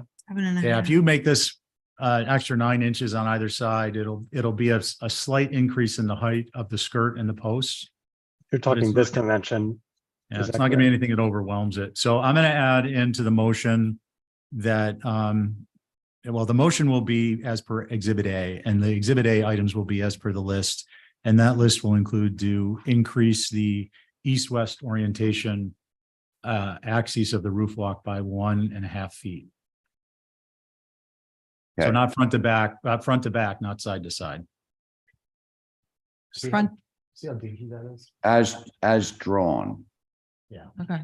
So, So but not the front, Right. not left to right, okay. And that is Exhibit A, and Exhibit A is my motion, Mr. Chair. Okay, Stephen, thank you for the motion. Let's see, on Stephen's motion, Abby. I'll go along with it. Thanks, Abby. Diane, Well, I guess I will. I would have liked to see the skylight moved, but Oh. I hadn't seen us going. there you are. it is on the back side. Yeah. Are you okay? This is the Diane? street side. Yeah. Are you okay? Diane said aye, Mr. Chair. She did say aye. Okay, thank you. And Stephen on your motion, Aye. and I'm in favor. All right, there you go, James. I Ta-da. appreciate it. Thanks for your help. All right. Thanks for working with us. All My right, pleasure. now we're on to new business of May 9th. And by the way, folks, if we do hear from Joe Paul, I'll go back to that. But here we are. What? He's here. He's up there. Hey, I just heard you briefly, Joe, and now you're gone again. Well, I didn't want to talk over you. Why not? I'll sit down. I'm on the Everybody next one. else does. Okay, so look, Joe is with us finally. To what do we owe the pleasure, Joe? This is a Okay, so folks, we're jumping back to item number 1 on the old business of 5.2. So it's me, Stephen, Diane, Carrie, Jesse. Okay, go, Joe. Thank you. So I don't see any drawings up on the screen, but this is a small 60 square foot single story addition onto an infill property. I think it was from the mid 90s. Yeah. And your comments last time were detail oriented, really. We've got a couple of sheets set up here that hopefully will make it easy to understand. So the site plan here, this faces Spring Street, and where it says granite step and porch, that's the infill area that we're adding this porch.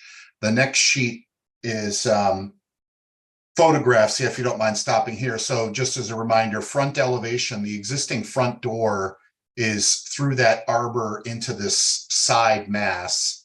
And what we had proposed was to add a proper front door to the main mass of the building where one of these windows is. And then we're adding a side door. So the next page has a series of elevations. So these are oriented kind of in a column. So existing elevations at the top. And then what you saw before is listed as previous, and then proposed are the revisions. So I'm looking at the south elevation here. We had a small shed roof porch that we had proposed over a 9-light front door. And so there were comments that the porch didn't seem appropriate. So we've removed that completely. And we went down to a 6-light door with a single panel.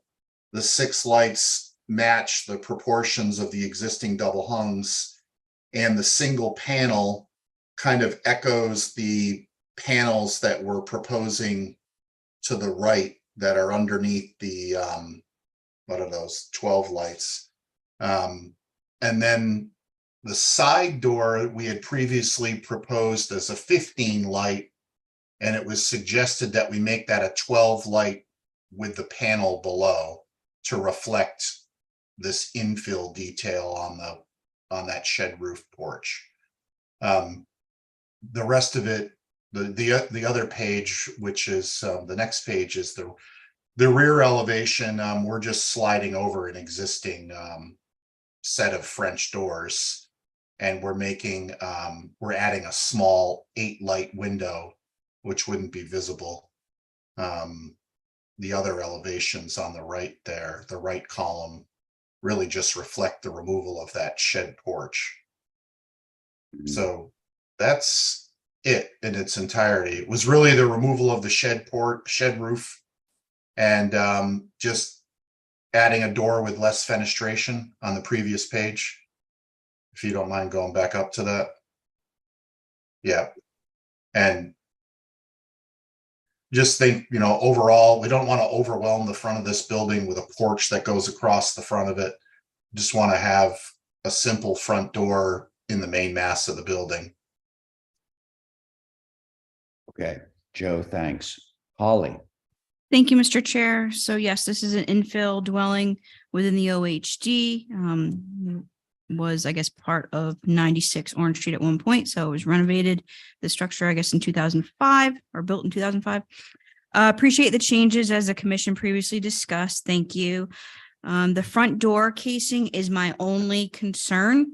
While a simple mantel shelf and tablature is appropriate for the OHD, believe it's not reading appropriate with this 21st century infill. Maybe reduce the size of the frieze or keep as simple as the window headers that exist, but I appreciate the other changes. Thank you, Mr. Chair. Thanks, Holly. Mickey, anything? We had no concerns with this. Okay, great. Board members, you know who you are.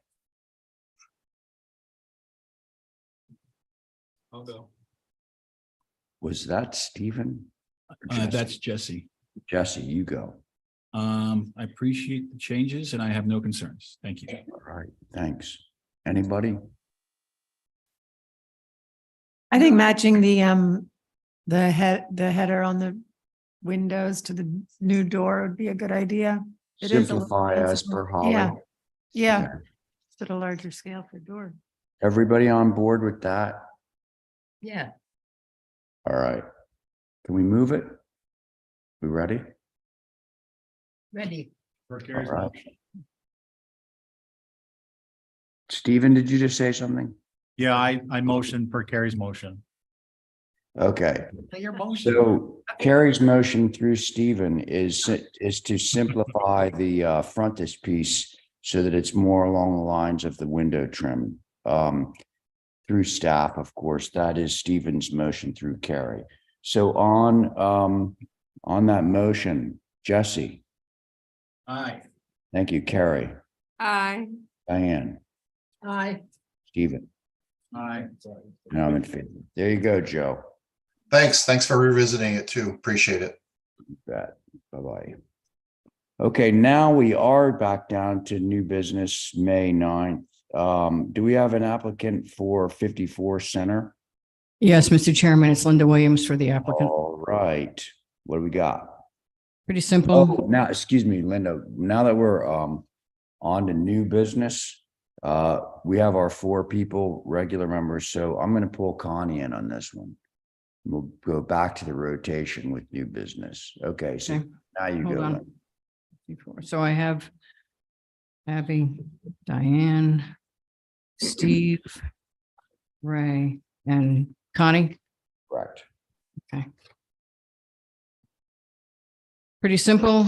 It's the building across from the rear of the Jerry Coffin House, and it's across Academy Lane from the Music Center.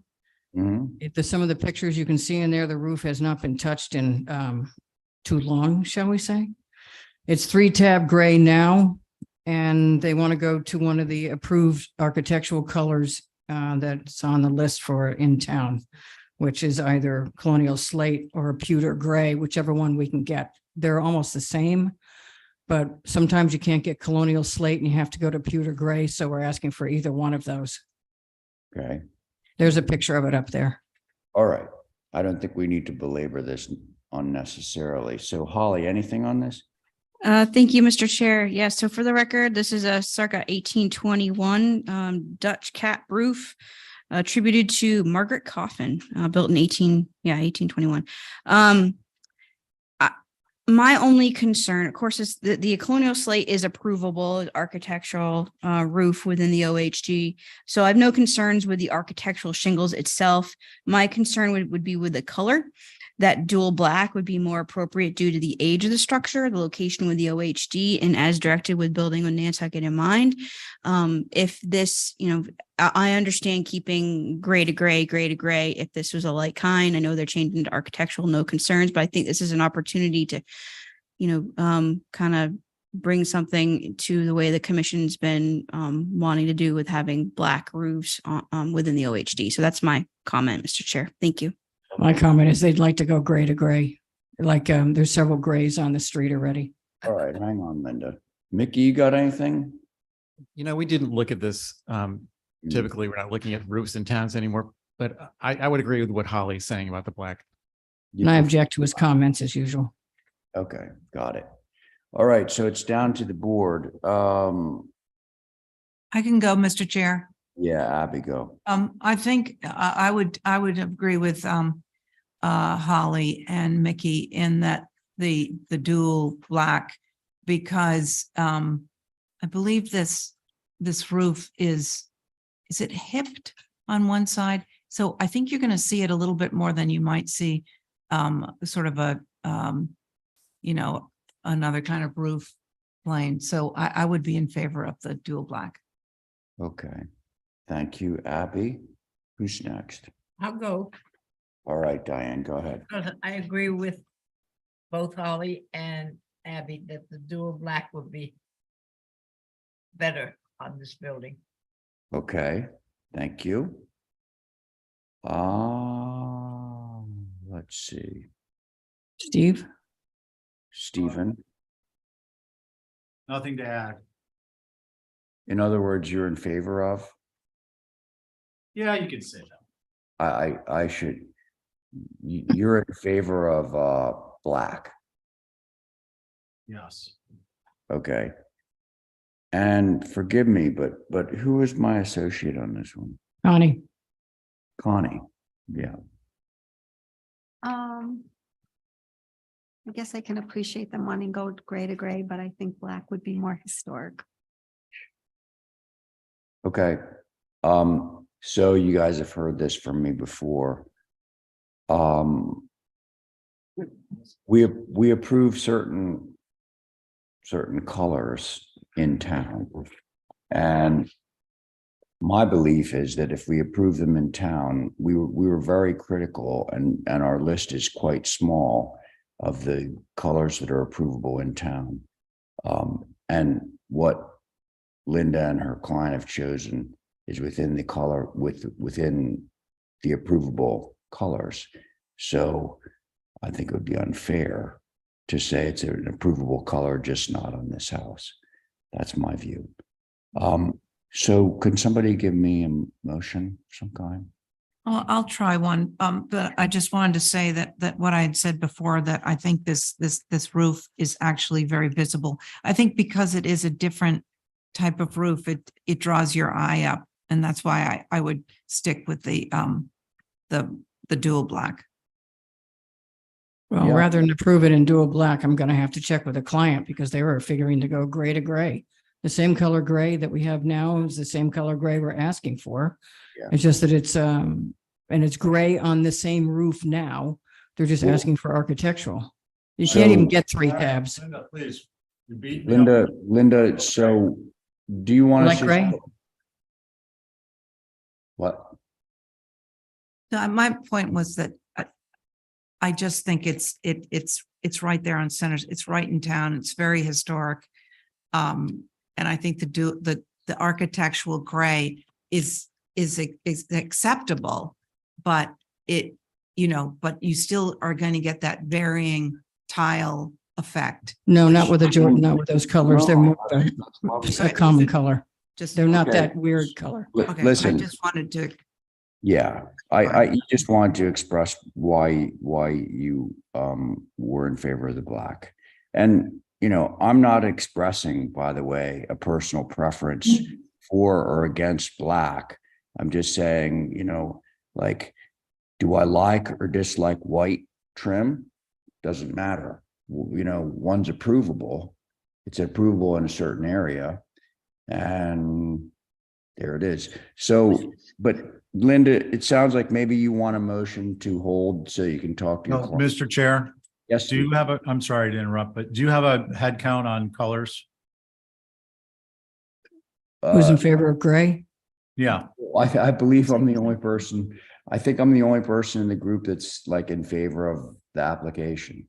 I think.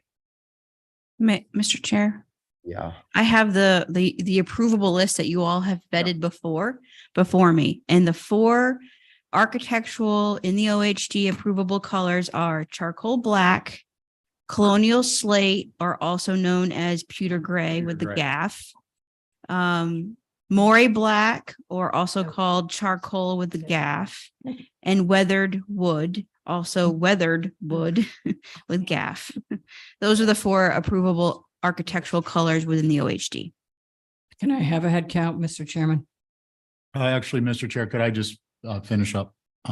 Stephen. So I was busy doing Exhibit A for the last application, and I thought I fully understood what was before us, and I did not. So now that I'm looking at it, to my mind, and colors were a preference based upon historic norms. We pre-selected those. Colors also come into play based on the style of the architecture and whether it's a 1-story, 2-story, and the visibility of the roof. I have no concerns with this being a colonial slate or a pewter gray. Okay. How about Connie? I still think we're in a minority here. I would go with the gray. Connie would go with the gray, Mr. Chairman. I just, yeah. All right. All right. Okay, so I think we can maybe possibly have a different motion. You jumping in with a motion, Connie? Come on, make your first motion, Connie. I make a motion to approve as submitted. That sounds like a good motion. Thank you, Connie. On that motion, Diane? I don't know, can I just ask one question? Yeah, Which of is course. How, it's been a long time since I've seen this particular gray. How dark is it? It is not almost white gray. No, that's dual gray. It's not dual gray because we don't approve that anywhere on the island anymore. It's the darker gray, but not black. Mr. Chair, if I may, Diane, it looks a lot like the image, that tone of gray. That Yeah. same tone. I will give it a shot and see what, All right, so you're in, Diane? yeah, I'll be in. Okay, thank you. Abby? I'll say no, just to keep it sort of edgy. Okay, we like that. A little frisson at the HTC. So that was Abby. How about Stephen? I think to keep everyone guessing, I might go back to black. I'm an aye. You want it. Connie, on your motion. I'm in aye. All right, great. And I am too. So I believe that motion carries 4 in favor, 1 opposed. Thanks. I'm Thank still you. here. All right. Oh yeah, 22 Vestal. Let's go. All right, in a nutshell, 22 Vestal is going to be a vacant lot shortly. The cottage was allowed by you guys to move over to the secondary dwelling behind, right there, if you want to stay there. Secondary dwelling behind 16 Quaker. So it is moving shortly, as soon as you can figure out whether we need hers or not, Steve. You're gonna need it. Yeah, and it's it'll be a vacant lot. So it's an infill structure. Several of the structures up at that end are from a much more modern time, shall we say. And we went up and down the street and I gave you all the pictures of every house that's on Vestal. And By this the way, Linda, fits your in. alternate on this one is Jesse. Okay. Okay, Jesse, hold on. Jesse. So it is a standard 4-bay. The addition is very similar to the other ones that are on the street, but ours is pushed back even farther. And there are some things that I've talked to Holly about. The pent roof over the front door, I wasn't sure that would fly anyway. There is a rear chimney, which isn't visible from Vestal and may be visible from Quaker after we move stuff around. So that would have to be addressed. I'd probably go inside or half inside, half outside. And we have SDLs on it because I've gotten SDLs up on Quaker in that area before because of infill structures. If you would prefer the main mass, the 7 windows that are on the front of the main mass, the other mass is very far behind the front mass, to be wood double glazed, they're all wood anyway, but if you prefer those to be single with a wood storm, that's fine. And we just do all SDLs on the rest of them because they're not visible to the street close enough. And that other addition is a good 30 some odd feet away from the front of the plane of the house. So if that's what the preference is, those are the 3 things that Holly and I talked about. Sorry, I was muted. Boy, I was talking away there and talking to no one. So thank you, Linda. Holly. Thank you, Mr. Chair. So as Linda mentioned, this is an infill within the OHD. The existing circa 1940 structure you all approved to move to the neighboring lot at 16 Quaker. Appreciate that this is a modest 4-bay infill with a main block and appropriate additive massing off the back. I wish I could emphasize that again. Appreciate the 6/6, that's appropriate, and the off-center ridge chimney. As Linda had mentioned, I said to remove the pent roof. Yes. Add a simple entablature with a mantel shelf is maybe something to look at. There's obviously examples along the way. I note one around the corner at 33 Milk Street. Although the entablature I think is a little high, but that's an example. Photos of visibility of the existing chimney and rear second floor deck would be helpful. But if the applicant is willing to revise that and put the chimney in on the interior, that would be great. Because both are not appropriate in the OHD. And although the deck is 8 foot deep, I notate that is consistent. Appreciate the overall form and using 12 light with kick panel as well as French doors. I would recommend no SDLs within the OHD. And I know we did receive an abutters comment, I think late this afternoon, at 18 Vestal Street. And one of them was about the windows, but two, one other comment was about the gutters. They're proposing aluminum. They should be wood. Yep. And those are my comments, Mr. Chair. Thank you. Thank you, Holly. One Let the quick question, record- Mr. Chairman, on all the other ones I've done in town, including existing historic structures. You have required the TDLs in the front and allowed SDLs on the side. We heard all that. Okay. We'll get to that. So let the record reflect that Linda is about to object to the word that I'm about. Absolutely objecting on the record. Nikki. Thank you. So there's a few detailed things I want to cover, but yeah, also some massing issues, but I'll start with the details. The gable end window, I think you're looking at it right now. Yep. Is awfully small. It feels like it should be actually bigger. The 2-story shed addition, you're looking at that also. Sheds should be 1-story additions, not 2 stories. That's just plain awkward. The door hood's already been mentioned. That's the front door hood. That's not appropriate. And the exterior chimney. But more importantly, this end of Vestal Street is entirely 1.5-story buildings. There are no 2-story buildings at all at this end as the Vestal starts to slope towards Quaker. There's nothing of this size and scale in that area. So we think this should be lowered, scaled down to fit in with the scale of the adjacent houses, that end of Vestal. Overall, it's too massive. It should have less volume and more 1-story masses for better additive massing. If you could also now go to the site plan, just one other thing we wanted to point out. Not that one, the proposed site plan. Up, down. Yeah. Keep going. Yeah, that's, can you slide it over? Yeah, there you go. Okay, so the rear mass that's projecting off the back of the building to the east, that right there, when you look at the front of it, it projects out much farther than you'd normally see it, a side addition on a building. If the main mass of this building were shifted over to that side, right where the driveway is, then the additive mass in the rear would project off the back of the house rather than to the side, which is much more typical of houses in town. The rear additions generally went off directly off the back, not zigzagging back, side, and then back again. So those were our comments. Thanks. That's the same format the house next door has, exactly. At 18. Yes. Okay. And it's not the only one. Right. That's why we moved it away from the street. Okay. And I, like Holly, agreed that the massing was correct. Okay. Sorry. Board members. Excuse me. Sorry. I've got a couple of quick things. Yeah.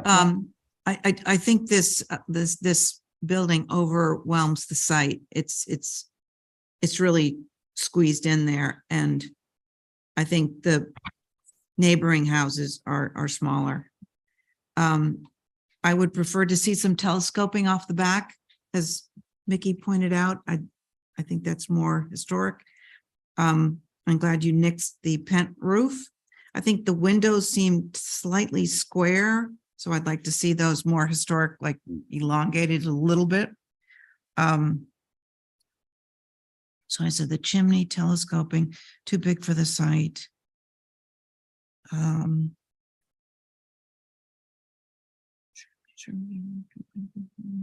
Square. Okay, and I agree, they should stay true divided light rather than SDLs. Thank you.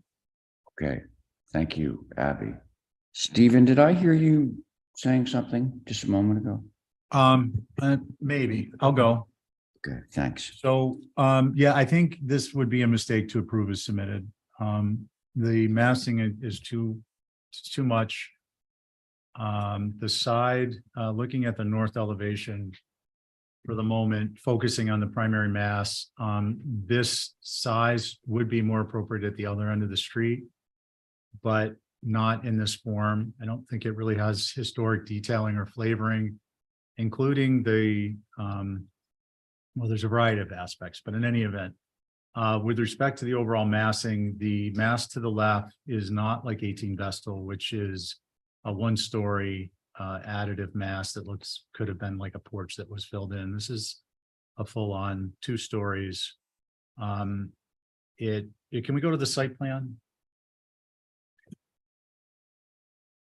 I understand there isn't room for the program to go directly back, but there is room for this, much of the program to shift towards 14 Quaker Road, which is to say, as you're looking at the drawing to the left, so bigger in the back and substantially less on the right side, again, as you're looking at the site plan. And the elevation would be the left side. Can we go back to the elevations? So I think that's with respect to the appropriateness of the massing. I am also concerned about a full second story on this. That addresses the east elevation substantially because there would need to be major modifications. The south elevation, ditto, and the west elevation actually would increase a little bit of the visual load here, but it would be primarily obstructed from the neighboring home.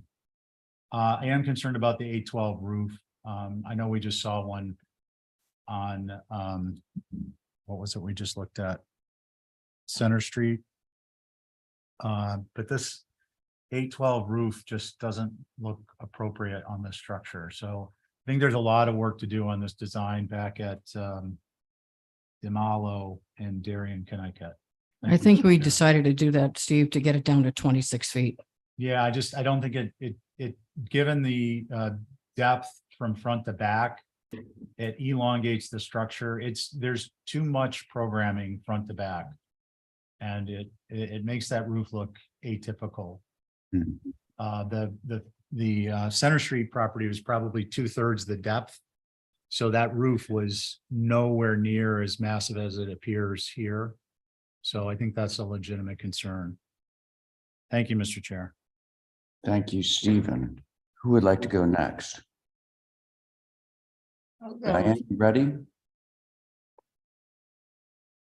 Diane? Okay. Yeah.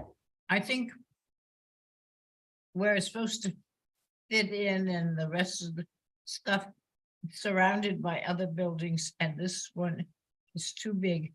And the windows, such as on the east elevation, it's tucked back at the building beside it and up in front on Vestal doesn't protect it all the way. So I think it needs to be simplified. And I'd like to see what the roof pitch would be. Was it 8/12? The chimney should move in. There are a few chimneys outdoors in the old historic district, but not so many, and it could move in and be just fit well. So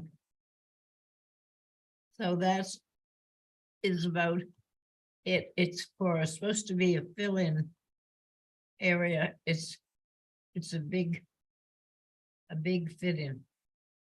Thank you. Thanks, Diane.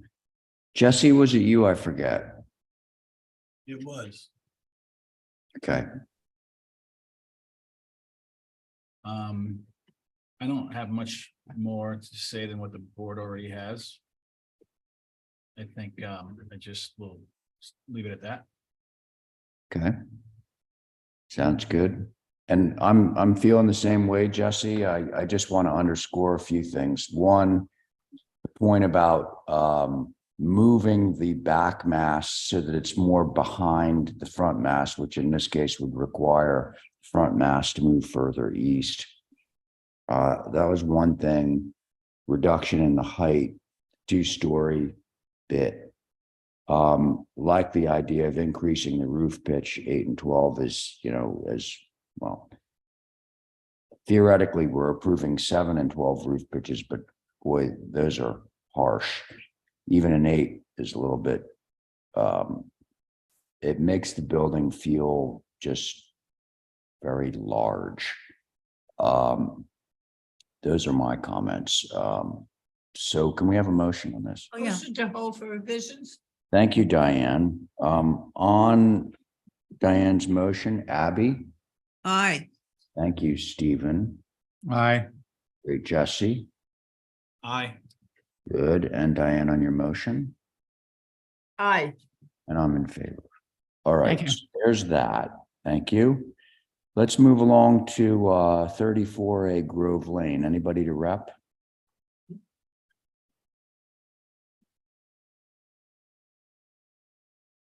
Anybody? This is existing. Yeah, What's existing? this old Perkins LaFrance house. But do we have anyone to represent this? No, so we'll just hold it. Okay. Yeah. I guess that's the right thing to do. schedule. So we'll hold that for rep. Now, Stephen, would you mind doing the Sparks Ave solar stuff? So I'll take a little bit of a break. Yeah, no, go ahead. Thank you. All right. And All I'll be right. back right after those. Okay, guys, 69 Sparks Ave garage solar. Vale was on this, right? Or is this new? Oh, these aren't the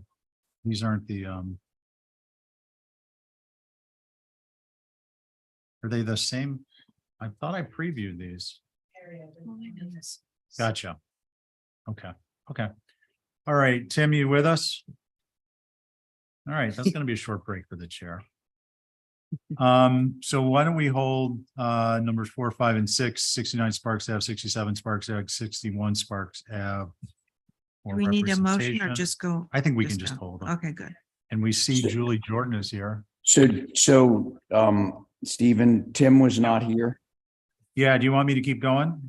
No, it's fine. I just, Okay. I just was looking for a little break. Yeah, I'll take it later. Julie, you there?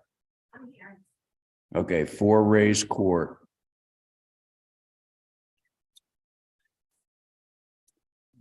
And let's see, where are we? I think Carrie is next in the rotation. So you have the regular board members plus Carrie.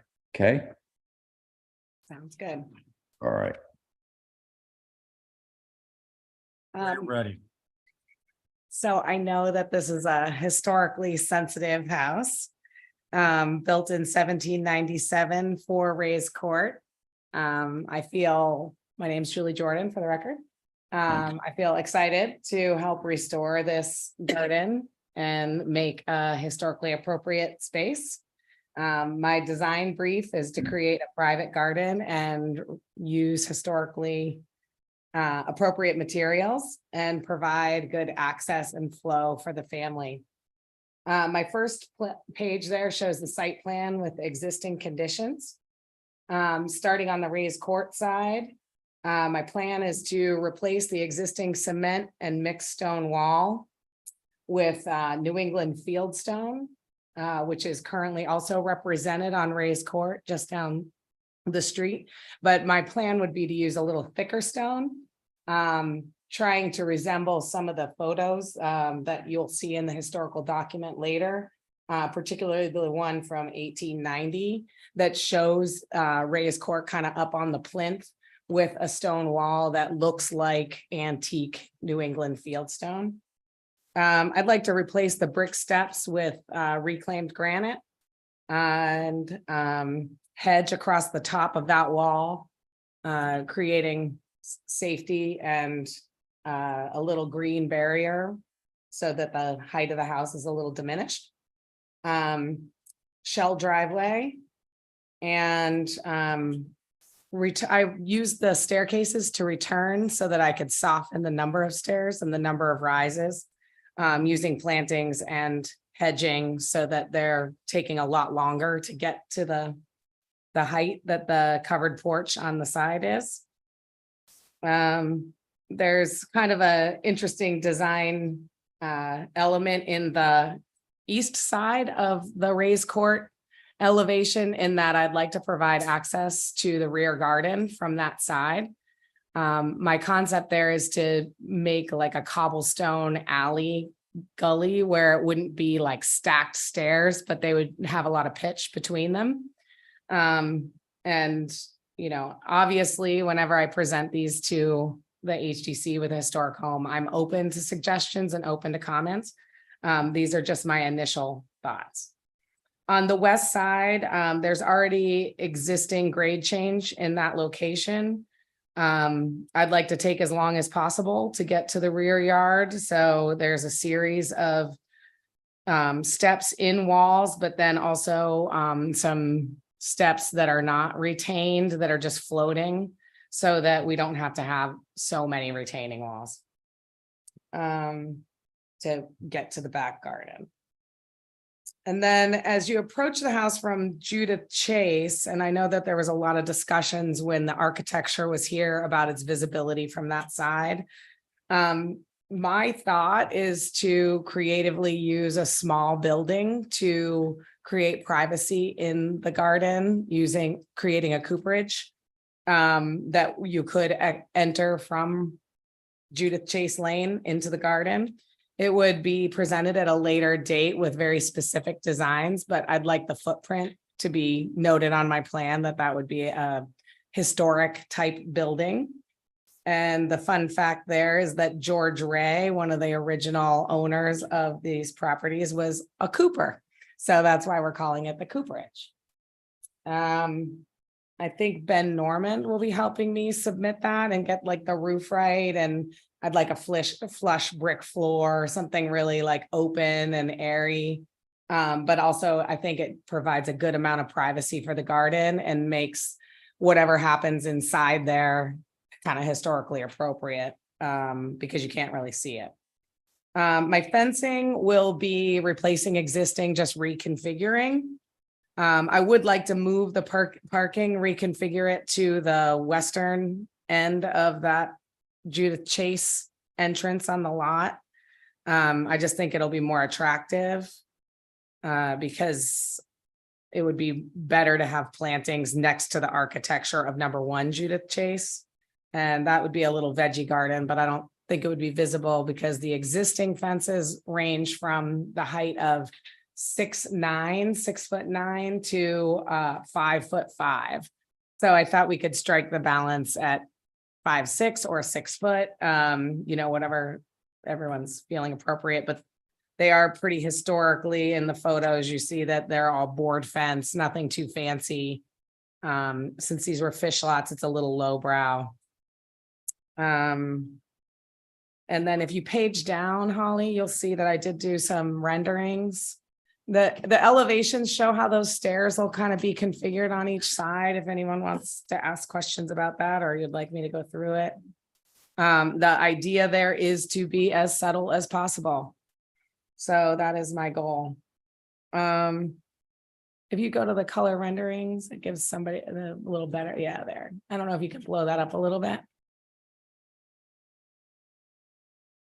Yeah, there you go. So the fieldstone wall snippet was taken from down the street, but I would like to see a chunkier stone when we install it.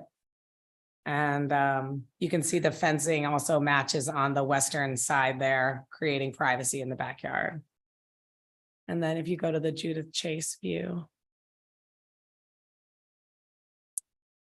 This is a little ill representative because I think the doors would be flush with the ground. But again, we're not submitting for that building right now. It is just a conceptual idea that that would be a place marker to look historically appropriate from Judith Chase and provide a nice entertaining patio for the client inside.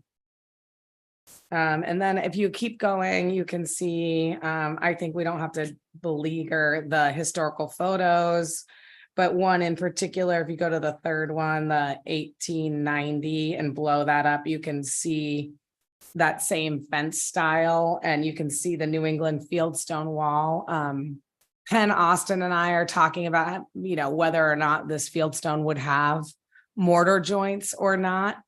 I think that that's up for discussion. This clearly does. It's like kind of a rubble wall, but they're angular stones. And instead of a fence on the top, I would have a hedge. And same if you look on the view down Judith Chase from 1916, you can see those fences are very tall. And they have that kind of awkward cap. I think we'll just have them be tall. And I think that concludes my ideas for this property. Okay, Julie, thank you. Holly, your turn. Thank you, Mr. Chair. So yes, for the record, this is the circa 1797 George Ray, who was a Cooper, his house. And there was an addition done in 1835 and we have a copy of the historic assessment that was done by Brian Pfeiffer. And you all approved a historic renovation this year. I appreciate, the plans, Julie. It was hard for me to understand the difference between the first plan and the second plan. I wasn't too sure what was existing. So that was my comment on that. Photos from Judith Chase Lane. I appreciate all the photos that were provided, but I think that would have been a little helpful. And while there is an access off of Judith Chase right now, the relocation will need a apron, as well as it will need a special permit from the planning board. So you probably are aware of that, but I just want to make that note. And then, of course, you can utilize the existing brick sidewalk that was recently, in the last couple of years, redone by the town, but should be shown, that apron. And then I had a question on how tall that board fence is for the garden, not necessarily the fence that's along Judith Chase Lane. I think consistencies are important and definitely appreciate harking back to the original board fences as they were historically. Obviously, as you mentioned, the Cooperage needs its own COA to be submitted in the future. And it looks like just by that, your renderings that the fence line would tie in with the Cooperage. So I think that's important to note. Yep. That they kind of go hand in hand with this application.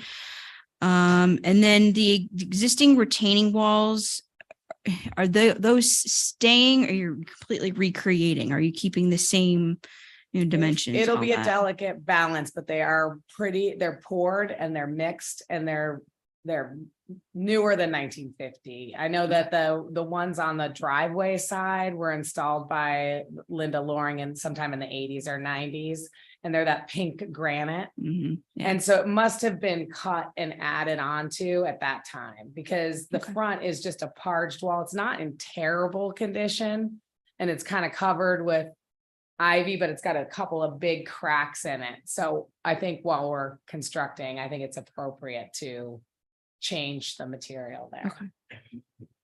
Through you, Mr. Chair, I am glad to hear Penn is involved. And I know she's been involved with the building as well. So good to hear. I will note that with this vintage of a house, the yard, I understand the concept. It does seem a little formal, but definitely not appropriate. You know what I mean? If that makes any sense. And I do appreciate the retaining of the existing iron gate. Don't know how long it's been there, but of course it goes back to part of the history of this site. And the board fence obviously should be the existing height that's there now, and appreciate the plans. Chair, may I respond to one thing? So, Yeah, quickly. okay. So yes, the lines are formal, but the planting is intended to be very like loose, and there will be different trees and things moving around. So I think the appearance of the garden in the back is meant to be very planted. So it'll be very full and not kind of strict. Okay. Thanks, Julie. Mickey, do you have anything on this? Not much. We think it's a pretty thoughtful plan. We like it. We have no concerns. Our only comment is sort of a procedural thing, is that the cooperage is shown on the drawing, but it hasn't been submitted for or approved yet. So if you're going to approve a landscape plan, you need to know what's going to be there if the cooperage isn't ever built. Yeah. Yeah. That's it. Thanks. Okay, thanks. We'll see. I think my client is comfortable like getting that designed and in pretty quick. We just wanted to get the feedback to make sure we weren't wasting design time. Well, how about we give you some feedback then? I'm ready. We're gonna give you some feedback. Here comes Abby. See? Go ahead, Abby. Yeah, so that was my one thing, was that I'm sort of in my mind's eye, I've already okayed the cooperage. Okay. And I would like to see those windows sort of relate to the main, and come down a bit instead of the high ones. And otherwise, I think it's a fantastically sensitive job, and I kind of like the formality to it because I just do. Okay, thank you. I'll go Okay, Diane, your turn. on this New England stone wall. I'd like to see it put together without any barging or anything. I think you mentioned that. I think it would fit in with the age of the building and the rest of the stuff. Otherwise, I too think it's a really neat job. It's a funny mixture of upper and lower, which Yeah. it's you did a good job putting them together. I have no problems. I like the stairs. I like everything, even that wooden fence on the on Chase Lane going along. I think Oh, yeah. it's a good job, and I thank you. All right, Diane, thanks. Stephen. Thanks, Mr. Chair. Can we go to slide 11, please?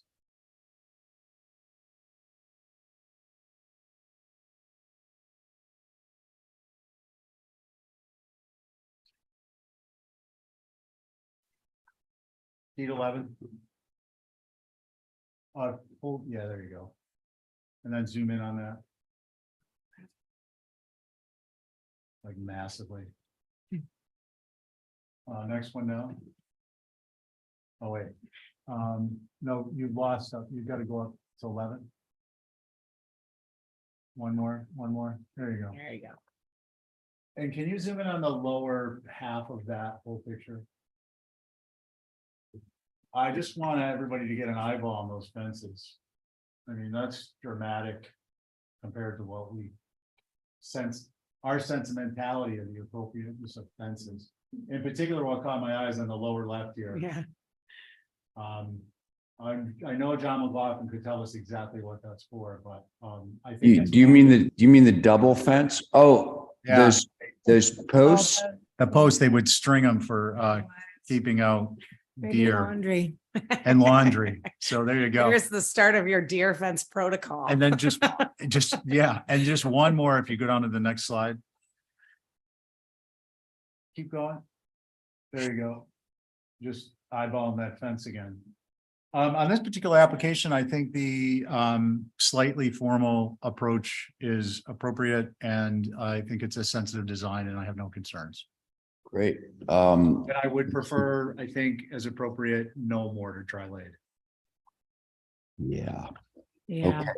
Carrie, you're next. Yeah, I agree with everybody. I think it's great. I especially love the way you've dealt with the grade change from the whatever street it is up the hill, sort of slowly. The only thing is that bums me out that you're gonna have this big fence on Judith Chase. I know it's there, but it's gonna be such a beautiful little garden to peek into, like at greater light through the fence, just to peek. And it really bums me out that we're not gonna. Doubt be you able to guys would have see liked it. it if I put a porthole on there. I mean. Well, Something, it would be great just to have a picket just at that veggie garden, and through the veggie garden, you get a glimpse of the beautiful creation. So selfishly, I don't like the big tall fence, even though it's there already. You have to make peepholes in it. Yeah. So Or pull aboard. Chair, may I make a suggestion? Yeah. Just to have this be clean, I could have, maybe we hold for the cooperage to get submitted with it?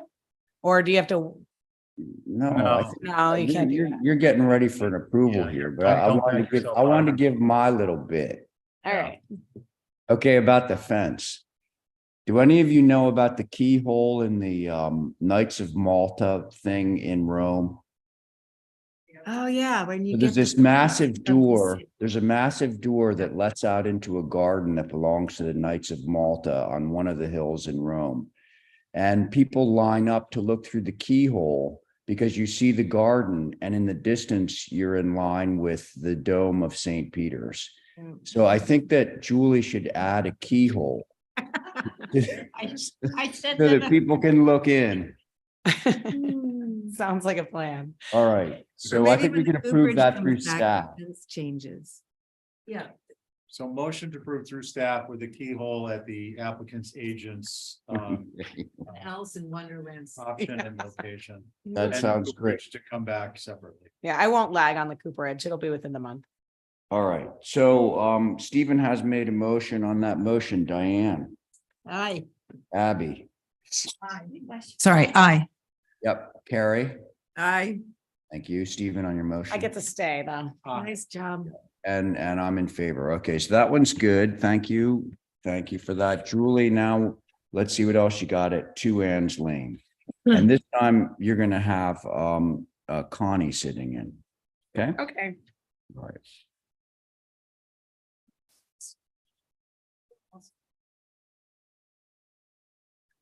Little different application. But this client would like to install a swimming pool. And a bluestone patio. It's a pretty brushy wooded edge of the road there. I mean, as a designer, I didn't show us taking it out and putting in new plants because of with the deer problem that can be kind of problematic. So I do think that maybe adding more plants on the inside, but keeping the existing shrubs is going to be the most visual barrier that we can provide because they're healthy and you can't see in there right now. The materials that I'm using are all already existing on site. So the stone wall would be PA fieldstone with kind of some of those chunky pieces. And then the bluestone is natural cleft, full color. And the flagpole gets relocated when the fencing is in hedge. So it's just a little add-on to an already existing garden. Okay. Is that it, Julie? Yep, that's it. It's pretty simple. Let's do a pit stop with Holly. Thank you, Mr. Chair. So for the record, the main dwelling on the lot is a circa 1994 non-contributing structure in Sconset. The pool is proposed close to Sankaty Road. Obviously, visibility concerns, of course, but appreciate retaining that existing hedge. I think that's perfect with the fence. The only thing I notate that the pool equipment needs to be screened as well. I think it was just noted, but I don't know if it's technically screened. So that'd be my comment. And then obviously for the commission to, if you're so inclined to approve tonight, to have your caveat. That was my comments, Mr. Chair. Thank you. Okay, great. Thank you. Rob, anything on this? Thank you, Mr. Chairman. Rob Benchley, and just one comment from one of our members was that it is right on the Sankaty Road, and although that is the edge of the pavement, the road layout goes right to the corner of that corner lot right there. And I guess I'd have to step off the commission and then speak as an abutter. That little squiggly line just above the pool is my driveway. And this pool is very, very, very close to my house. And I know that's not so much a concern, and I understand that. So I won't get into the question of why do we need another pool on Sankaty Road, but I will say that the way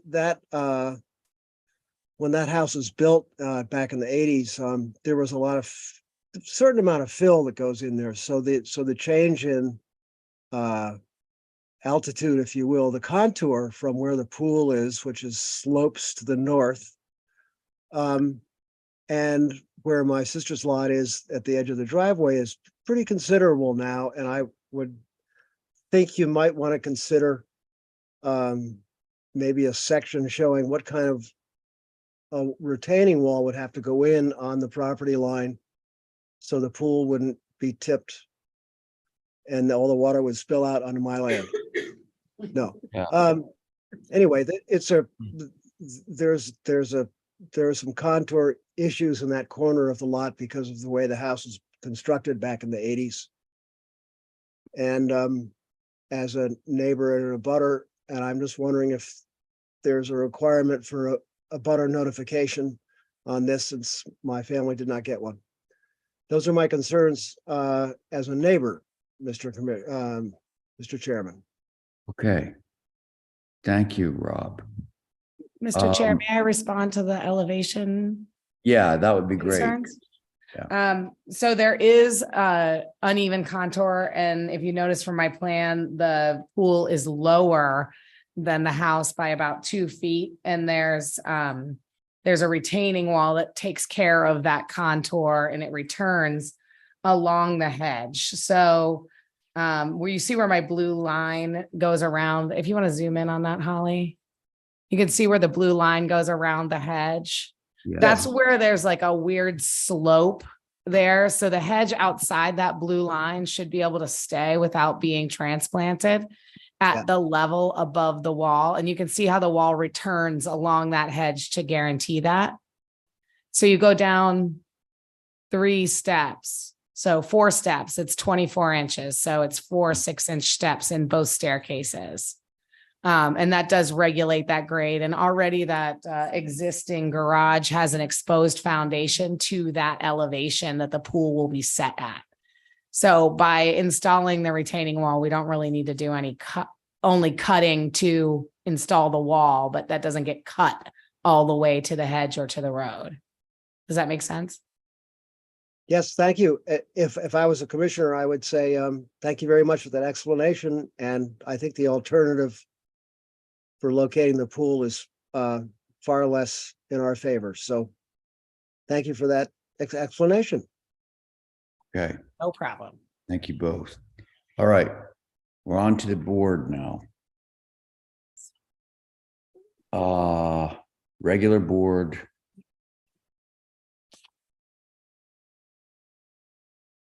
Plus Connie. Who wants to start? I'll go. Thanks, Abby. So I would not be in favor of a pool on Sankaty Road or a pool so located next to the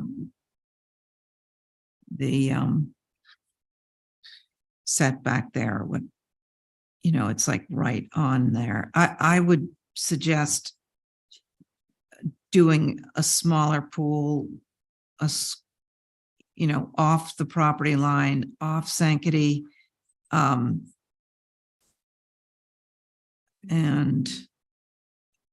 I just don't see another place to put it unless you do it on the total other side of the house. I mean, there's so many pools going in now where you just look through the hedge and see it, and it's during the winter, and it's really getting to be out of control. So I would suggest a smaller pool, maybe in a different location. I'll go. Thank you, Abby. Go ahead, Diane. I think that it should not be on Sankaty Road, it's the main road out, whether this address is Ann Lane. It's still on the corner of Sankaty and Lane, which is a small street. I would pick the pool up and put it on the absolute opposite end. There's no reason for it to jam up there. The garage is in front of the building, which is not something that it is something we try to avoid, but didn't I think the pool should go the same way as the building, parallel to the building, not sideways, and fit in between those trees that are there. I wouldn't take the trees down, making the pool slightly smaller without all the hoo-ha around it.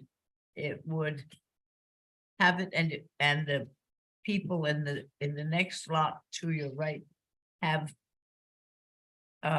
plants and everything. It would reduce the noise and the import on that land, and not make it easy to see where it is. You might as well not bother with all the stuff, because you're going to see it no matter what. The hedges are not that thick. You can't have a wall. It's got to have a cover on it or a fence. So that's what I would do. I would take it up, put the other side of the house smaller. Okay. Diane, thank you. Who's next? Who's up? Who's our alternate on this one? Connie. Okay, I'll jump in. Okay. So I'm not sure, this is an existing garage, correct? Yes, And you're not relocating trees? no, Okay, that's good, thank you. I think one of the things we should be requesting in the future, is this gonna have an auto cover? yes. Is that they be an invisible green. We talked about invisible green the other day. But in the winter, I mean, I don't know. What are you gonna do? It's if it's a green pool cover, it's gonna be less of an impact, and frankly, driving by, it's gonna look like a lawn. Insofar as location, I just think overall, given the sentiment that's at least shifting this towards the garage and making the green space towards the property line border opposite the garage is probably not a bad idea. It's, you know, a matter of a few feet, but it isn't insignificant. And I would suggest that any approval would not only include the not visible time inspection thereafter and the fencing and the privet, but a requirement that to the extent existing vegetation along Sankaty Road is on the applicant's property, that it be retained. Thank you, Mr. Chair. Okay, Stephen, thanks. Connie, your turn. Yeah, I'm also not in favor of the pool right on Sankaty Road. I would be more apt to try to shift it, make it smaller. We were just talking that pergola. Is there any way to tuck it in there somewhere? You know, the site is very difficult in that there behind the house is pretty built out with the patio and everything. And then on the other side, I do believe that I think that might be where their septic is, but I can't find the survey in my, there's a reason I didn't put it over there. Okay. But I mean, that's neither here nor there. It sounds like we're headed for revisions, but we'll just keep going and Yeah. Yeah. Okay. Was that it, Connie? Yes. Okay, so I don't need to tell you, Julie, it sounds like there is not unexpected pushback from the board with respect to its proximity to Sankaty Road. So why don't we move for some revisions and see what I'll make a Julie. motion to hold for revisions. That sounds good, Diane. Thanks so much. On that motion, Connie, Aye. Abby, Aye. Stephen, Aye. Diane, Aye. I'm in favor. Okay, Julie, thanks. all right, thank you. All right, is Matthew with us? Yes. Elbow lane. There's Matthew.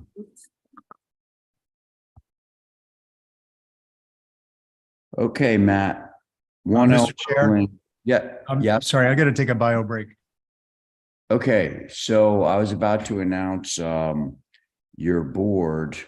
The board will change it. You're going to have two associate members, Jesse and Carrie, sitting on this. All right. Sure. All right, let's go. Okay. Thank you, Mr. Chair. So this is an application for an addition and some revisions to the structure that is one elbow lane. So this is attached to the footbridge in Sconset. So I don't know if everybody's familiar with it, but it's got the sundial on the side of the building. The history of the structure.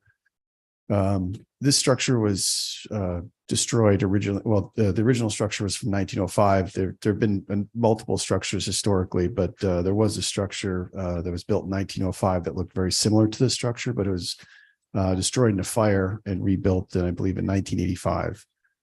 So the structure is not a historic structure, if you will. So with that, I think I could just go through the elevations, and if we start on sheet A201, starting on the east elevation, if everybody can see that. Is it possible to scroll to A201? There we go. Thank you very much. Keep going. Getting there. There we go. So the east elevation, so this faces onto the footbridge. So first floor, we're hoping to add a pent roof over the front door just to provide some protection from the weather.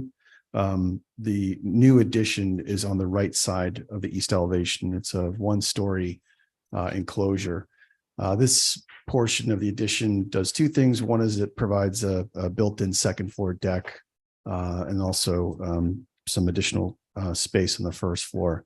The idea behind it was that we wanted it to appear as if it was a porch or a covered porch that had been enclosed over time. And so we've got pilasters and worked hard to get the fenestration so that it kind of followed suit with that. On the lower level, we were adding a door, which is below the footbridge and probably visible. By the way, the foundation is shingled like that. So it's not concrete or exposed to anything. It's shingle along the slope. And then as you can see on the left side, we've also got a like a bracketed pergola, which we'll see on a subsequent elevation. And then finally, which I'm sure the board's going to be most interested in, is the addition of the roof walk. If we shift to drawing 2, which is the south elevation, this faces elbow. So there is an existing garage door on that lower level. We're requesting to change it, add some natural daylight into that existing space, and also add a covered bracketed pergola over that door. On the left side, there is an existing deck. If you can see the existing south elevation, we're looking to create a covered porch over that portion of the deck as well. And again, you can see the roof walk and the bracketed pent roof on the first floor entry. If we shift to the next sheet, which is A202, the west elevation. So that's an existing first floor deck, and we're trying to get a little bit of protection from the sun just because it's pretty hot out there. So we've got one section that's covered, and we tried to locate that covered portion so it correlates with the gable. Now, the existing massing of this structure and the fenestration is slightly awkward. I think we'd all agree. It's flush. The gables don't project, or there's no recesses there. So the roof's a little bit odd. Having said that, we tried to give some weight to that gable by having that porch roof correlate to the gable, if you will. The remaining section of it, we proposed to cover with a pergola. And then on the left side is again, the one-story porch addition. If we go to the drawing 2, the north elevation. So this is the side that's least visible. And you can see that it's got a again, wraparound porch. The intent was to make it look like it was an infill porch. And then the final is just the second floor deck addition and French door. That's all I have, Mr. Chair. Thank you. Okay, Matthew, thank you. Holly. Thank you, Mr. Chair. So as Matt had mentioned, originally the 1907 Harp store, it was owned by Catherine Dinkin.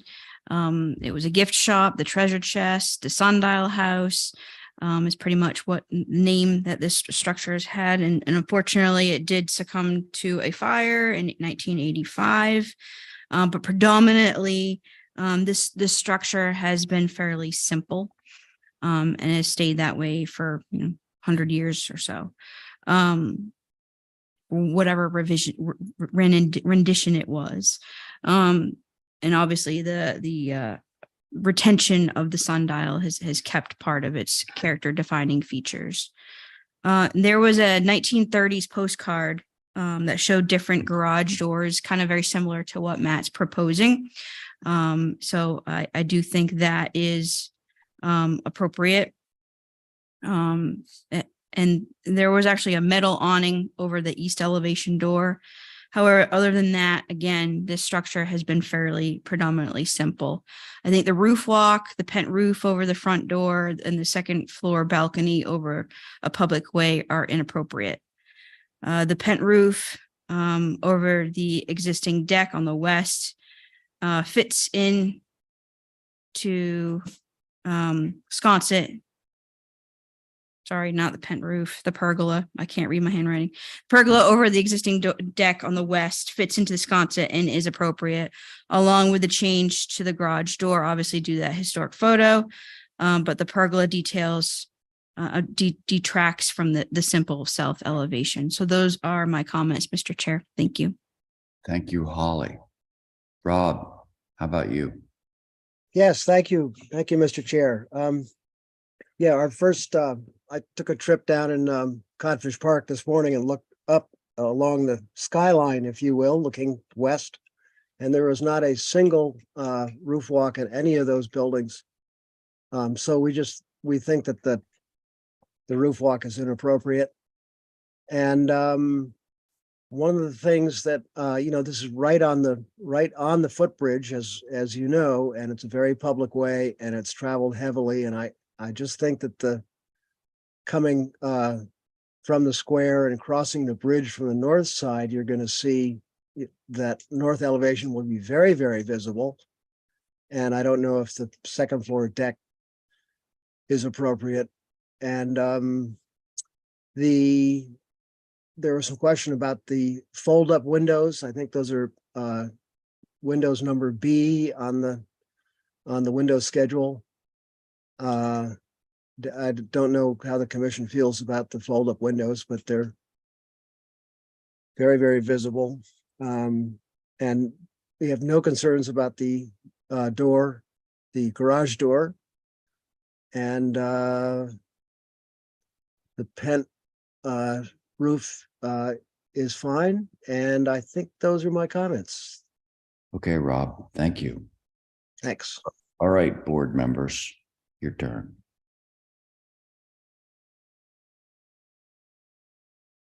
I'll go. Thank you.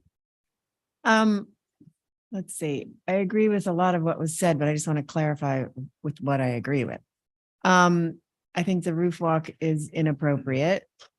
I think on the south elevation, the garage doors are fine, but I do think the little pergola thing over it is a little fussy. That is right on the street, and that's really the iconic elevation. I think the porch is fine. I think the sun porch, I think the windows, if they're the folding kind, I don't think they should be that.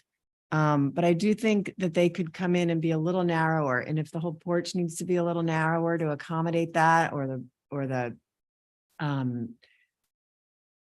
posts between need to be a little wider. I think the second floor deck, that's a tough one. Again, it makes it fussy, and this building is so beautifully simple. In that location, it's kind of a stark throwback to big and simple, which is, if you add too much to it, it gets lost. I think that's it for now. Oh, the front door little gable roof, I think, is fine. That's it. Okay, Carrie, thank you. Who's next? You want to go, Diane? You- Okay, I'll go. Thanks, Abby. I like Carrie's comments. I really like your design, but I think Rob's right. When you're down in Codfish Park looking up, you're not gonna, there are very few roof walks in the in that old part of town. So maybe that's gonna take a hike. But and I agree with Carrie about the little pergola over the garage doors, but I do like garage doors. I think the pent roof over the front door is fine. And the other additions like the sun porch and the second floor porch. What else? Yep. I think that's it. So. Okay. Abby, Thank you. thank you. Let's see. Who wants to go next? I'll go. Thank you, Diane. I agree with what has been said already. I think for past history, the bracket holding up the little roof on the east elevation should be a straight one, not arched one. And I don't mind the garage doors, but it doesn't need, if you look at on one of the pictures, it's 3D view B. You can see what the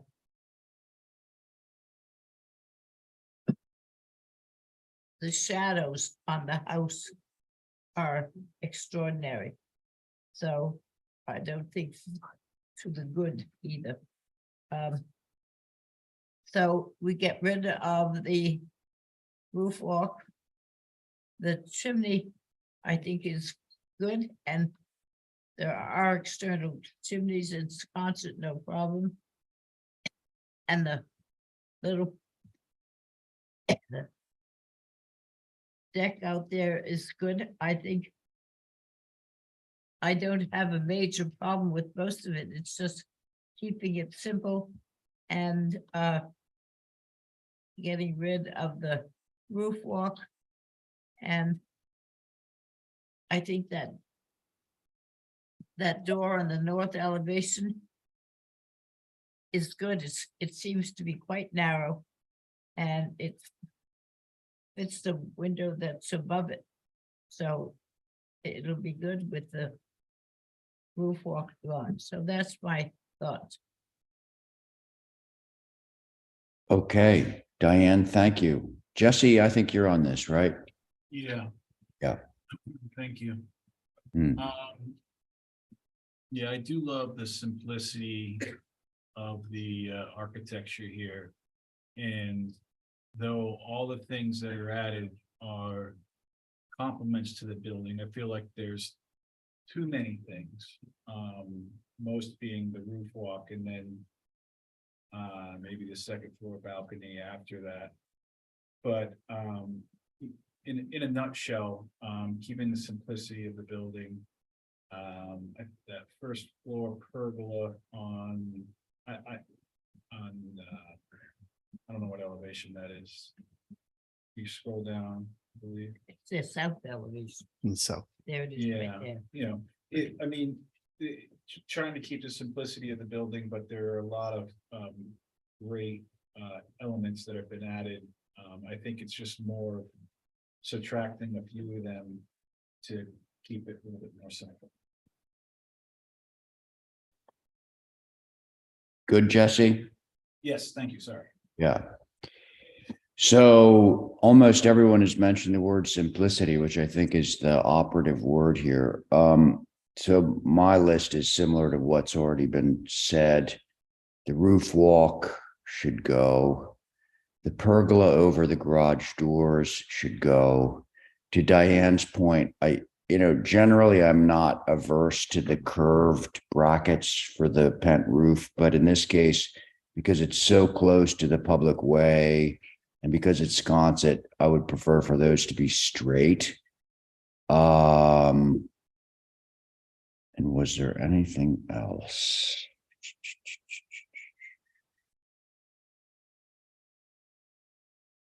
I think those were my main things. Want me to try a motion? Yeah. Okay, so a motion to approve through staff. No roof walk, no pergola over the garage. Pent roof with, actually, I don't mind the slight bend in the brackets. But we can try it and see if anybody agrees. We're fine changing them to straight. Okay, so straight brackets over the pent roof. And I think that's it, unless I missed something. Did you get the pergola over the garage doors? Yeah, we nixed it. Next. Oh, did you? Well, I think the second floor deck is very large in that room. Oh, I do agree with that. I think the folding windows in that thing are totally inappropriate. Those are open and walkway is right there. We could. How do you say that in a nutshell? Yeah. That's in the sun porch. Gary, your mic needs to be turned on, I think. Sorry, I hate to be There- heard. There you go. But you love chatting. Just whisper it into the phone. I would reduce that second floor deck to maximum 8 feet, including the posts, and no folding, bending windows in the sun porch. Deck. Okay, so I've got it. Do I have to read it back to everybody? I do? Okay. Put an exhibit A. Okay, exhibit A, no roof walk, no pergola over the garage. Yes to pent roof, but square brackets, reduce the second floor. Deck to 8 feet. What is it? Max, yeah. Yeah. 8, Yeah. including the posts and no folding windows. Yep, you got it. Okay, very good. On Abby's motion, Stephen. I'm not on it. Oh, right. Yeah, of course. Diane, Hi, thank you. Jesse, Aye. who am I missing? Abby on her motion. And me, Carrie, Carrie, yeah, and then Abby on your motion. Aye. And I'm in favor. Okay, there. I didn't think we were going to be able to approve that, but there we go. Okay, Thank you good. very much. Thank you. Yeah, so now Stephen, can you chair this one? Sure. Which one is this one? This one is 1012 Dave Kim, new Okay, storage let's do it. facility. Also, Matt. All right, Matt, you know the drill. Once you see the site plan, walk us through it. Okay. Who was last? Who's up on an alternate? Connie. So it's Matt, your board is going to be Diane, Abby, myself, Connie, and who else is up? Jesse. Okay. Okay, thank you, Mr. Chair. So this is an application for a new storage, self-storage building. I don't know if you're familiar with the location, but I do think it's probably worth a view to get a sense of the site and context. This is a fairly industrial area. There's a lot of like outdoor storage, boat storage. Next door is Cape Cod Express, which is an industrial building. And so we're before you today with this. It's not a small building, obviously, where it is a storage facility. We're going down 2 floors and we're going up 2.5, if you will. So the building is under 30 feet. We're scheduled to be before the planning board in the next couple of weeks. So we tried to time the HDC submission accordingly so that we get the feedback from this board and the planning board as well.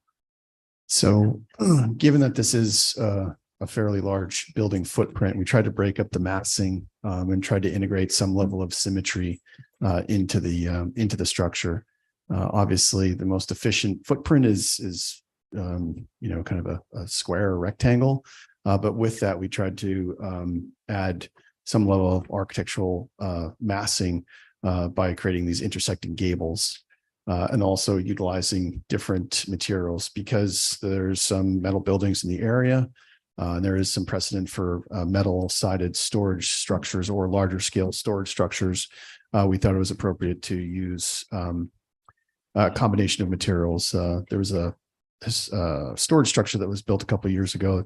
Ethan Griffin did a brilliant job with, and it actually there was a use of both board batten and metal siding and standing seam roof. And so we have a combination of materials in this application as well. Obviously, in terms of fenestration, where these are storage structures, the fenestration is, they will be windows, but they're obviously blacked out. So we tried to, typically we would maybe have more fenestration, but a structure like this just didn't make a whole lot of sense. So obviously a lot to digest here. So with that, look forward to comments from the board, Mr. Chair. Thank you. Okay, thank you. Does anyone have any questions for Matt on the application? Well, Diane? maybe, this is going on Dave Kim. Mhm. This is Woodland. And the property from Dave Kim runs over to the property of Woodland. Woodland is a regular area.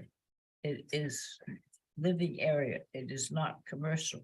Mhm. What I couldn't figure out when I was going over this was, do we have any concern that commercial, a fairly large amount of use, is impinging on residential area? I think with respect to aesthetics, we could comment if we felt like there was something tall enough and close enough to the residential that it would be visible or have an impact. But I think, and Matt, you might correct me if I'm wrong, there's a substantial berm behind this structure. And when I say substantial, I mean, it's like 15 or 20 feet There is. tall. Through you, Mr. Chair. Yes. And to Diane's point, so one of the buildings is, we did slide the building as further towards Davkim as possible. And we left the largest gap. There's about 55 feet between the building and the actual property line. And there's also, as Stephen had mentioned, a berm. And we have a very developed landscape plan for the planning board and the HDC. And the whole intent here is to provide as much screening because we're very sensitive to whatever visibility there may be from that Right. adjacent neighborhood. It was just that I didn't know what the, legal, if there was something that I hadn't found it. No, I think you were very valid and reasonable concern. And then to answer the second part, yeah, you're right. Woodland is all residential. So I'm actually going to suggest, not to close down discussion, but I'm going to suggest we do a view That of would be this. great. I think it's beneficial both from Dave Kim and from Woodland, and you get a better sense of what's out there and what won't be visible. Matt, I'm just wondering if it's possible along those lines, for you guys, there's existing structure here. There actually isn't. I think on the GIS, it shows existing structures, Yeah. but it's been cleared. So maybe if you just put a height pole at the ridge at the rearmost portion of the building, and then that would indicate any visibility, if any, from Woodland, which I think isn't going to be seen, but it's worth going and looking. I think so too. Yeah. Okay. Happy to do that. So Could we ask Diane, him- you want to continue? Yeah, I would like to ask him what is it going to be paved? Or is it going to be water soluble, water? Pervious or impervious parking? The parking is impervious, but we do have there's a open space requirement And drainage. that we're, and there's extensive Stormwater drainage, management system. civil engineers on top of that. But I believe we are meeting our open space requirement. We're not seeking any waivers to that. So there is a good percentage of permeable surface. Okay. Any other questions? No, I think I would like to look at it. Okay. They I think it would seem be helpful. very large, Mhm. even for Dave Kim. Yeah, it could be. Dave Kim was Walter's favorite spot to plunk a building, To plop everything. to plop everything. There are Um, several little buildings that people lived in, which is around there, but it was very good, because think of the number of buildings that he saved from being trashed and moved to Yeah, Wacky Land. Anyway, yeah, I no, you're think right. a view is a good thing. Okay.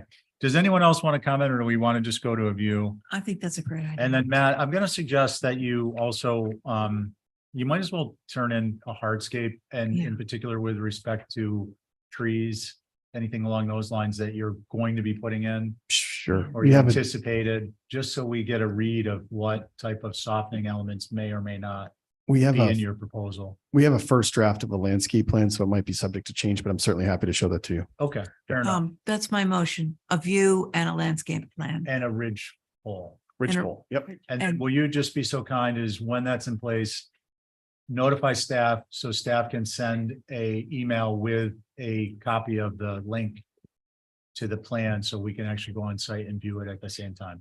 Certainly. Thank you, Matt. Okay. Thank you.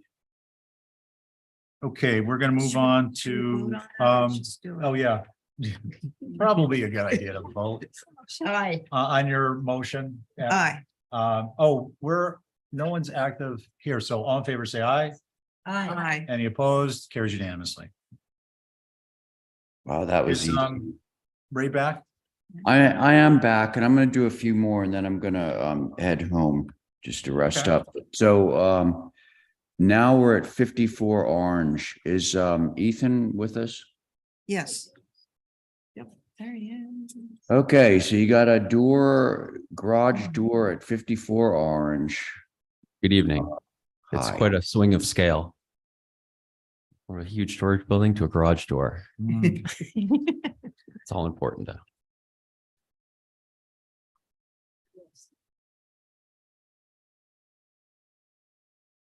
You, Tell us. you. So we previously got some approval on this project to replace the rear decks. This application is related to the garage doors that are underneath the deck. Currently, they're sort of fiberglass overhead doors. They're in rough shape. The owner would like to replace them with carriage style outswing mahogany doors. I think they're painted white to match the rest of the house. And we're also relocating an exterior door that's at that sort of subgrade level on the same elevation, which if you scroll to the elevations, it should be pretty straightforward. So this, yeah, it's technically the address is Orange Street, although this garage is on side street. I don't know if it's Mulberry. Thank you. This is sort of the rear. Keep scrolling. Okay, so these are the garage doors in question.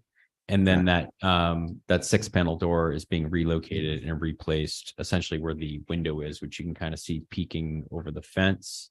Yeah. And that's it. Do you have elevations of this? They should be, there are probably quite a few photos. There's quite a few photos. No, you can scroll down and see. Oh, there we go. There we go. Okay. All right. So they have glass up at the top. So anyway, Holly, what do you think? Thank you, Mr. Chair. Just for the record, this is an individually significant 1835 Greek revival, which was built for Edward Field. And you all have approved some minor changes for Ethan on this. And I think a like kind we did as well. My only concern is the proposed 9-light door. The existing door is more historically appropriate and actually matches the other existing historic doors. And it would create an anomaly and I believe not appropriate.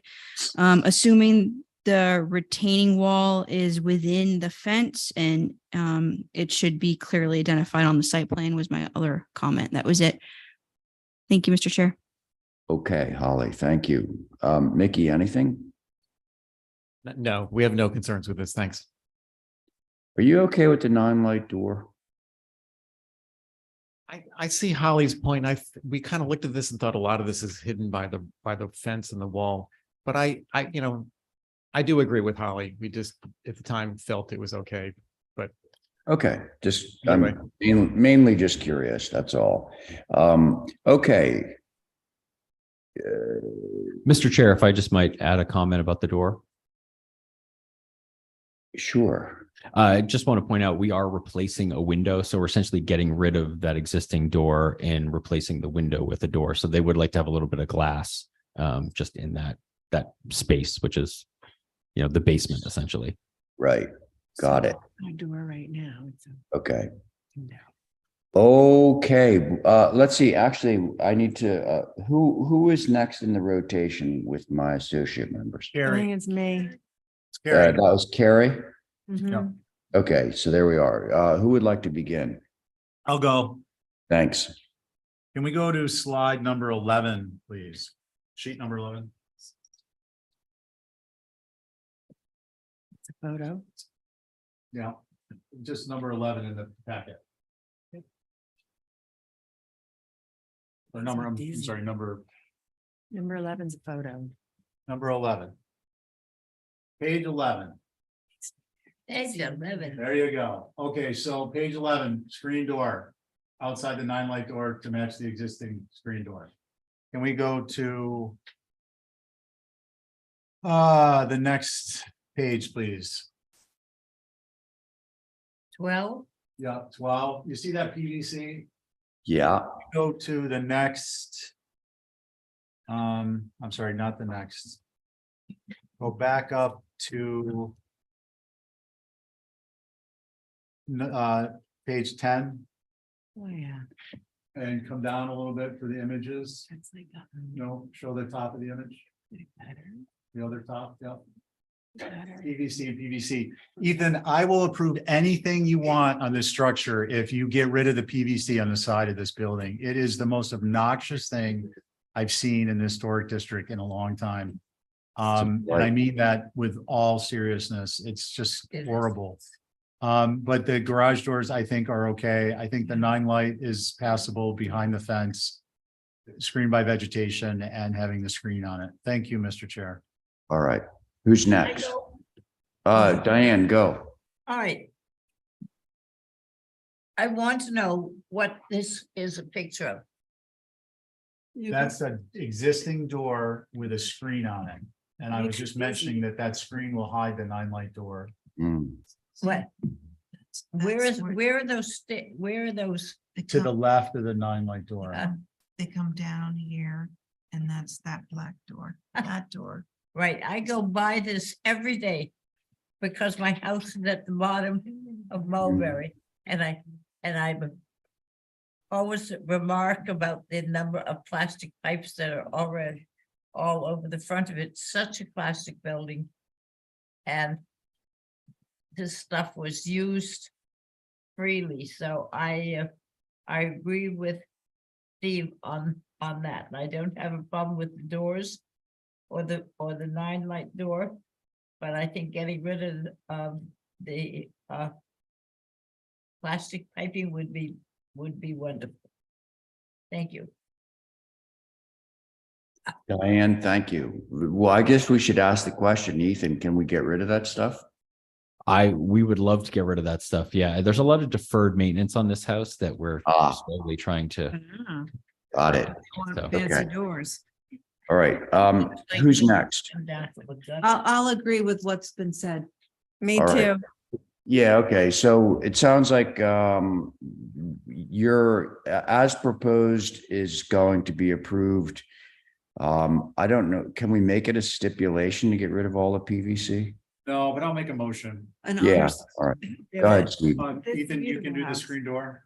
Yeah, the screen door, sure. Okay, so a motion approved through staff with the addition of the screen door again to the existing screen door. Did I say through staff? Yeah, And that'll be the motion, and then the add-on would be to please fast track that PVC. do the We've already right. started at the back. We're working our way to the front. Excellent. Okay, that's Stephen's motion. On Stephen's motion, Carrie. Aye. Thank you, Abby. Aye. Diane, Aye. Stephen on your motion, Aye. and I'm in favor. There you go, Ethan. Thank you. Okay, I got one left in me and then I'm gonna need to go. So is Mirka here? Yeah, Mr. Chairman, applicants want to hold the next five, so 12, 13, 14, 15.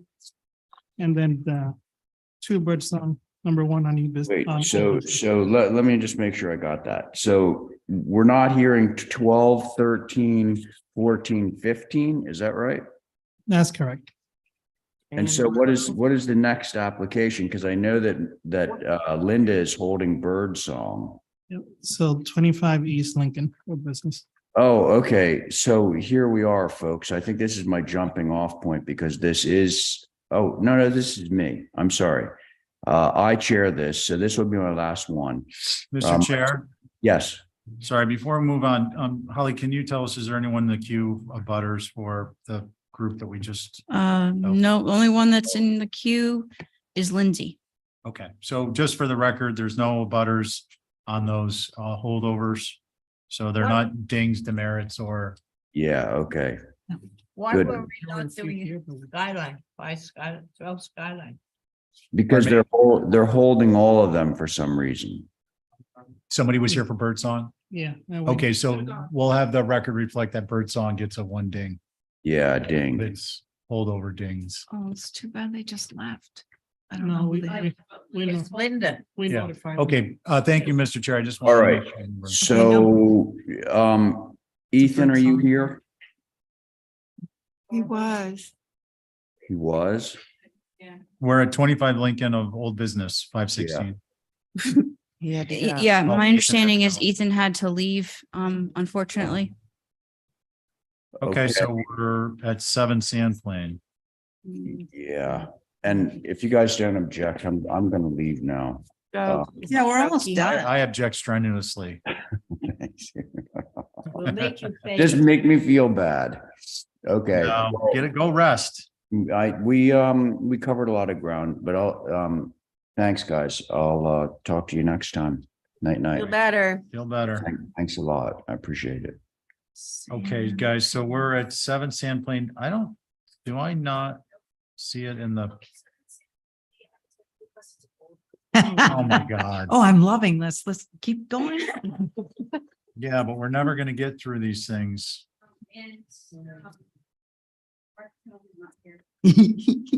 Okay, why don't we take who's in the queue and then we'll see if we can get some more business done. Okay, so 9 Woodbury Lane, new garage. And James is representing. And okay, James, are you up? Can you hear us? Can you hear me? Yes. We can hear you, James. So your board is myself, before we go any further. Val's not here. Carrie, Jesse, and Diane. That's 1, 2, 3. Diane and Connie. And Okay, that I think I've caught up. Just hold on one second. Sure. That will be for the next, that'll be for the landscaping too. So again, it's myself, Carrie, Jesse, Diane, and Connie, 9 Woodbury Lane, new garage. Okay. Did Emeritus go home? Because I'm gonna go home. He's left. Would you prefer that I share my screen, Chairman? No, he's out. No, go ahead. Yeah, James, you can stare. Don't talk about it staying, Abby. Sorry, I'm catching up. I didn't think I was going to be here for a while. I want to get, we're gonna be behind again.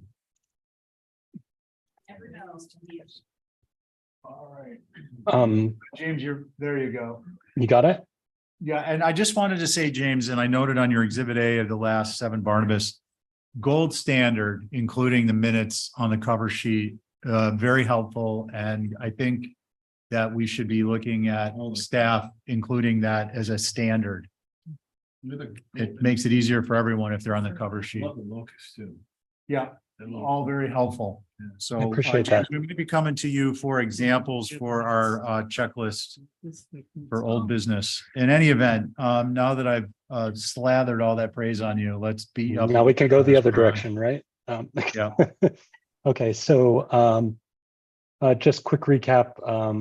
This is 9 Woodbury Lane. This was just approved through staff a week and change ago. We removed a secondary mast to create a freestanding garage. We received some initial comments in the last meeting, and we're presenting our edits tonight. So as we can see, the locus. So the key comments that were made were the overall size was a little rocket shippy. So we brought the height down. There was also a request that the dormers were a little oversized, so we've reduced the dormers as well. Additionally speaking, we've changed all the windows to 6/6. Previously, they were 6/1. The main house was 6/1, but was changed via staff to be 6/6. And then comments specifically from Jesse and a few of the board members were that the door was a little small and stylistically was not great. So what we did was we changed it to mimic a door off Grove, which is a solid painted door with a V-groove. This would be gray, in keeping with what we see here. If you can see this, we wouldn't make it black. We'd be making it Quaker gray, like the rest of the trim and windows.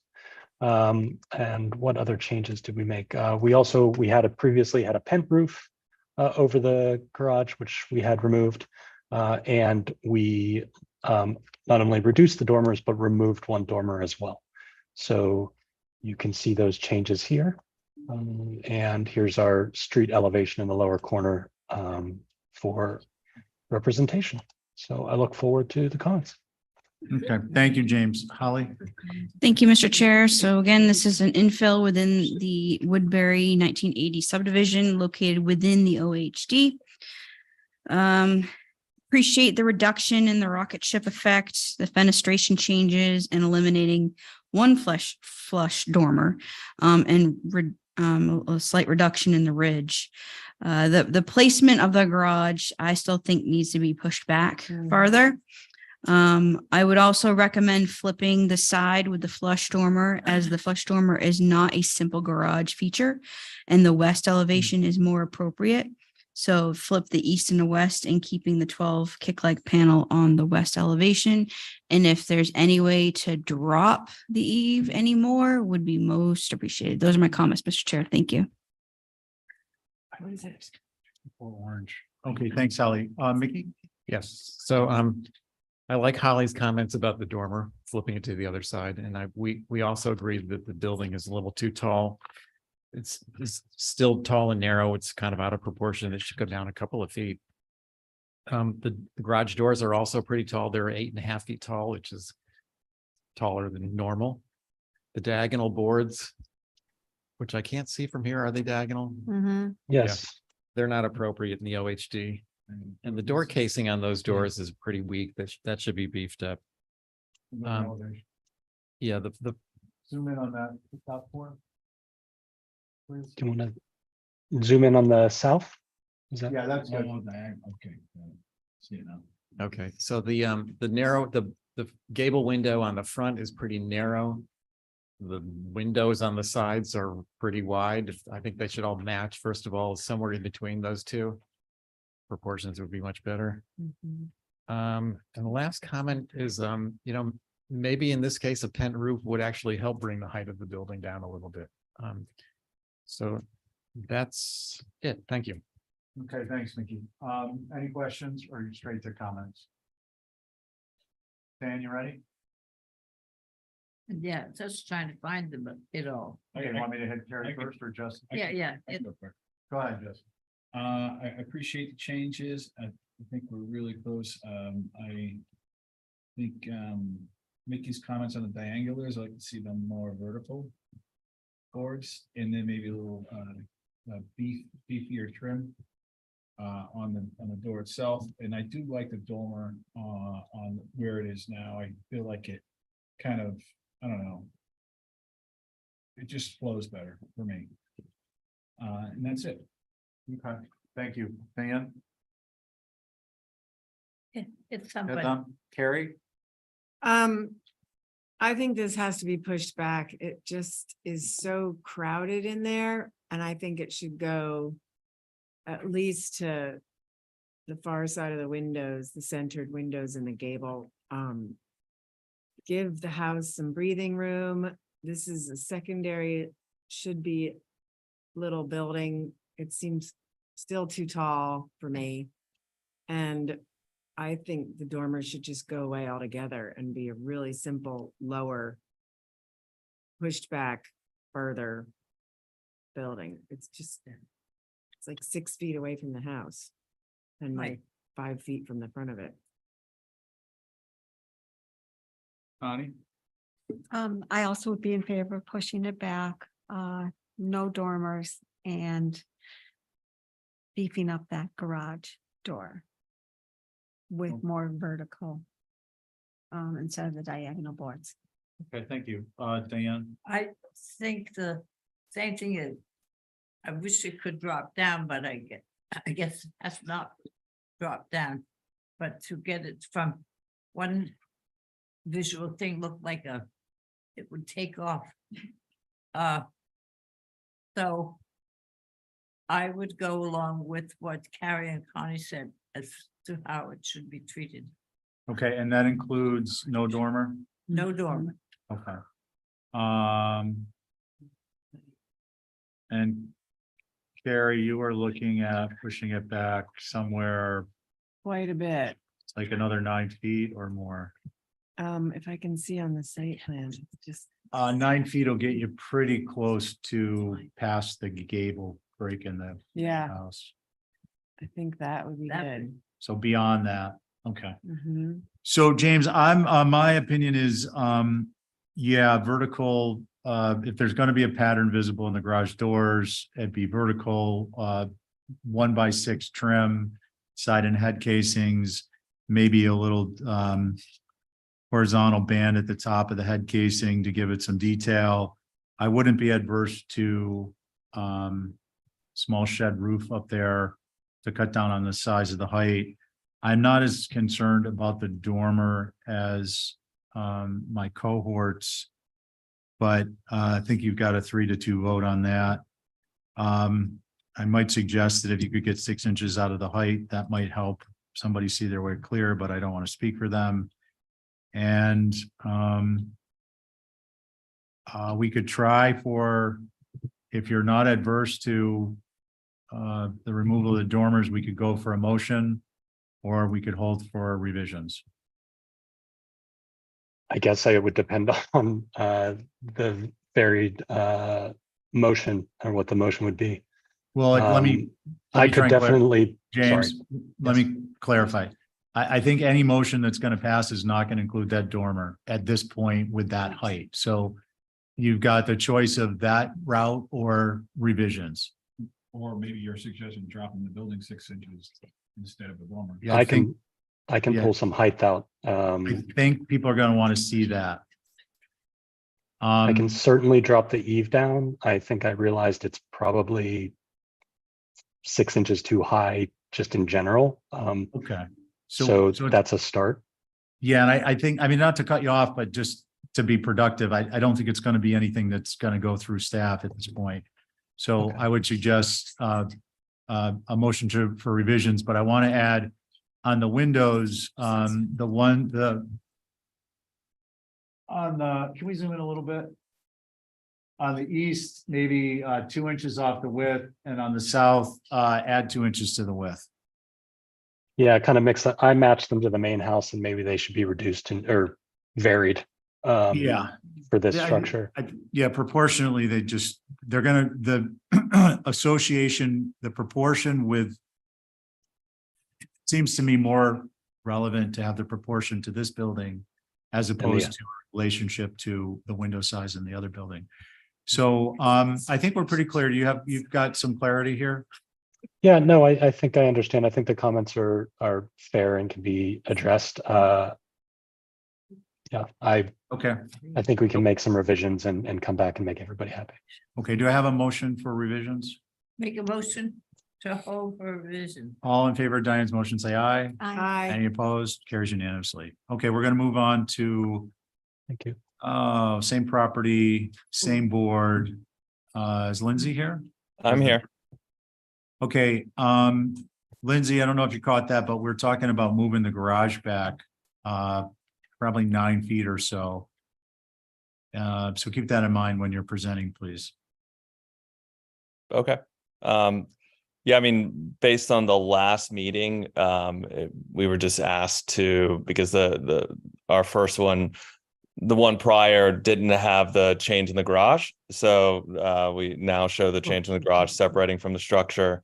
And I think it was asked from us what the treatment was going to be like when you looked through between the two buildings. And so we added some fencing and an arbor to go between, and some stepping stones. Shifting back 9 feet obviously would, if you look at the site plan, would almost put it into the pool, or pretty close to it. So hopefully it's not 9 feet that it goes back. But I think that between the two structures and the fence, the visibility of the pool, I think would be minimal. Well, you wouldn't see through it at all. So those are the changes that we made from the previous. Okay, so you guys, same board again, thoughts on going ahead with this, or should we track? I mean, I have no concerns with processing this application subject to it will be held, it ultimately will be held Is until Matt the coming back? garage is approved. Yeah, that's. what I No, think. that's gone. No, Matt's gone. No, I think it should Diane. track. I mean, if you think about it, they really need to talk, to decide what they want to do for revisions. Mhm. Are there any, just before we do motion to track, are there any substantive concerns with what's presented? Mr. Chair, Yeah, go ahead, Ellen. I just wanted to provide my main comment was there is a lot of hardscape proposed and maybe that's reduced in size or Yeah, scale. and it sounds like when the garage shifts, there's gonna be a bunch less. Yeah. Mickey? Just one small one. If the objective of the objective should be to not see the pool between the house and the garage, and the fence that's proposed is pretty small and insignificant. I think a taller fence in this case is actually warranted, push it back away from the street so it's not as evident, but a taller fence to help block the visibility of the pool. Okay, understood. Thank you.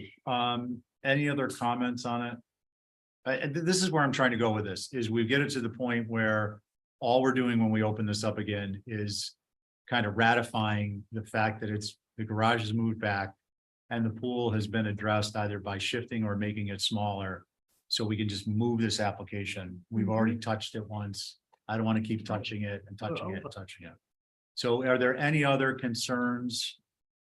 And does anyone disagree with the comment about the moving the gate back and making it a little, and fence and gate back towards the rear, making it a little bit taller?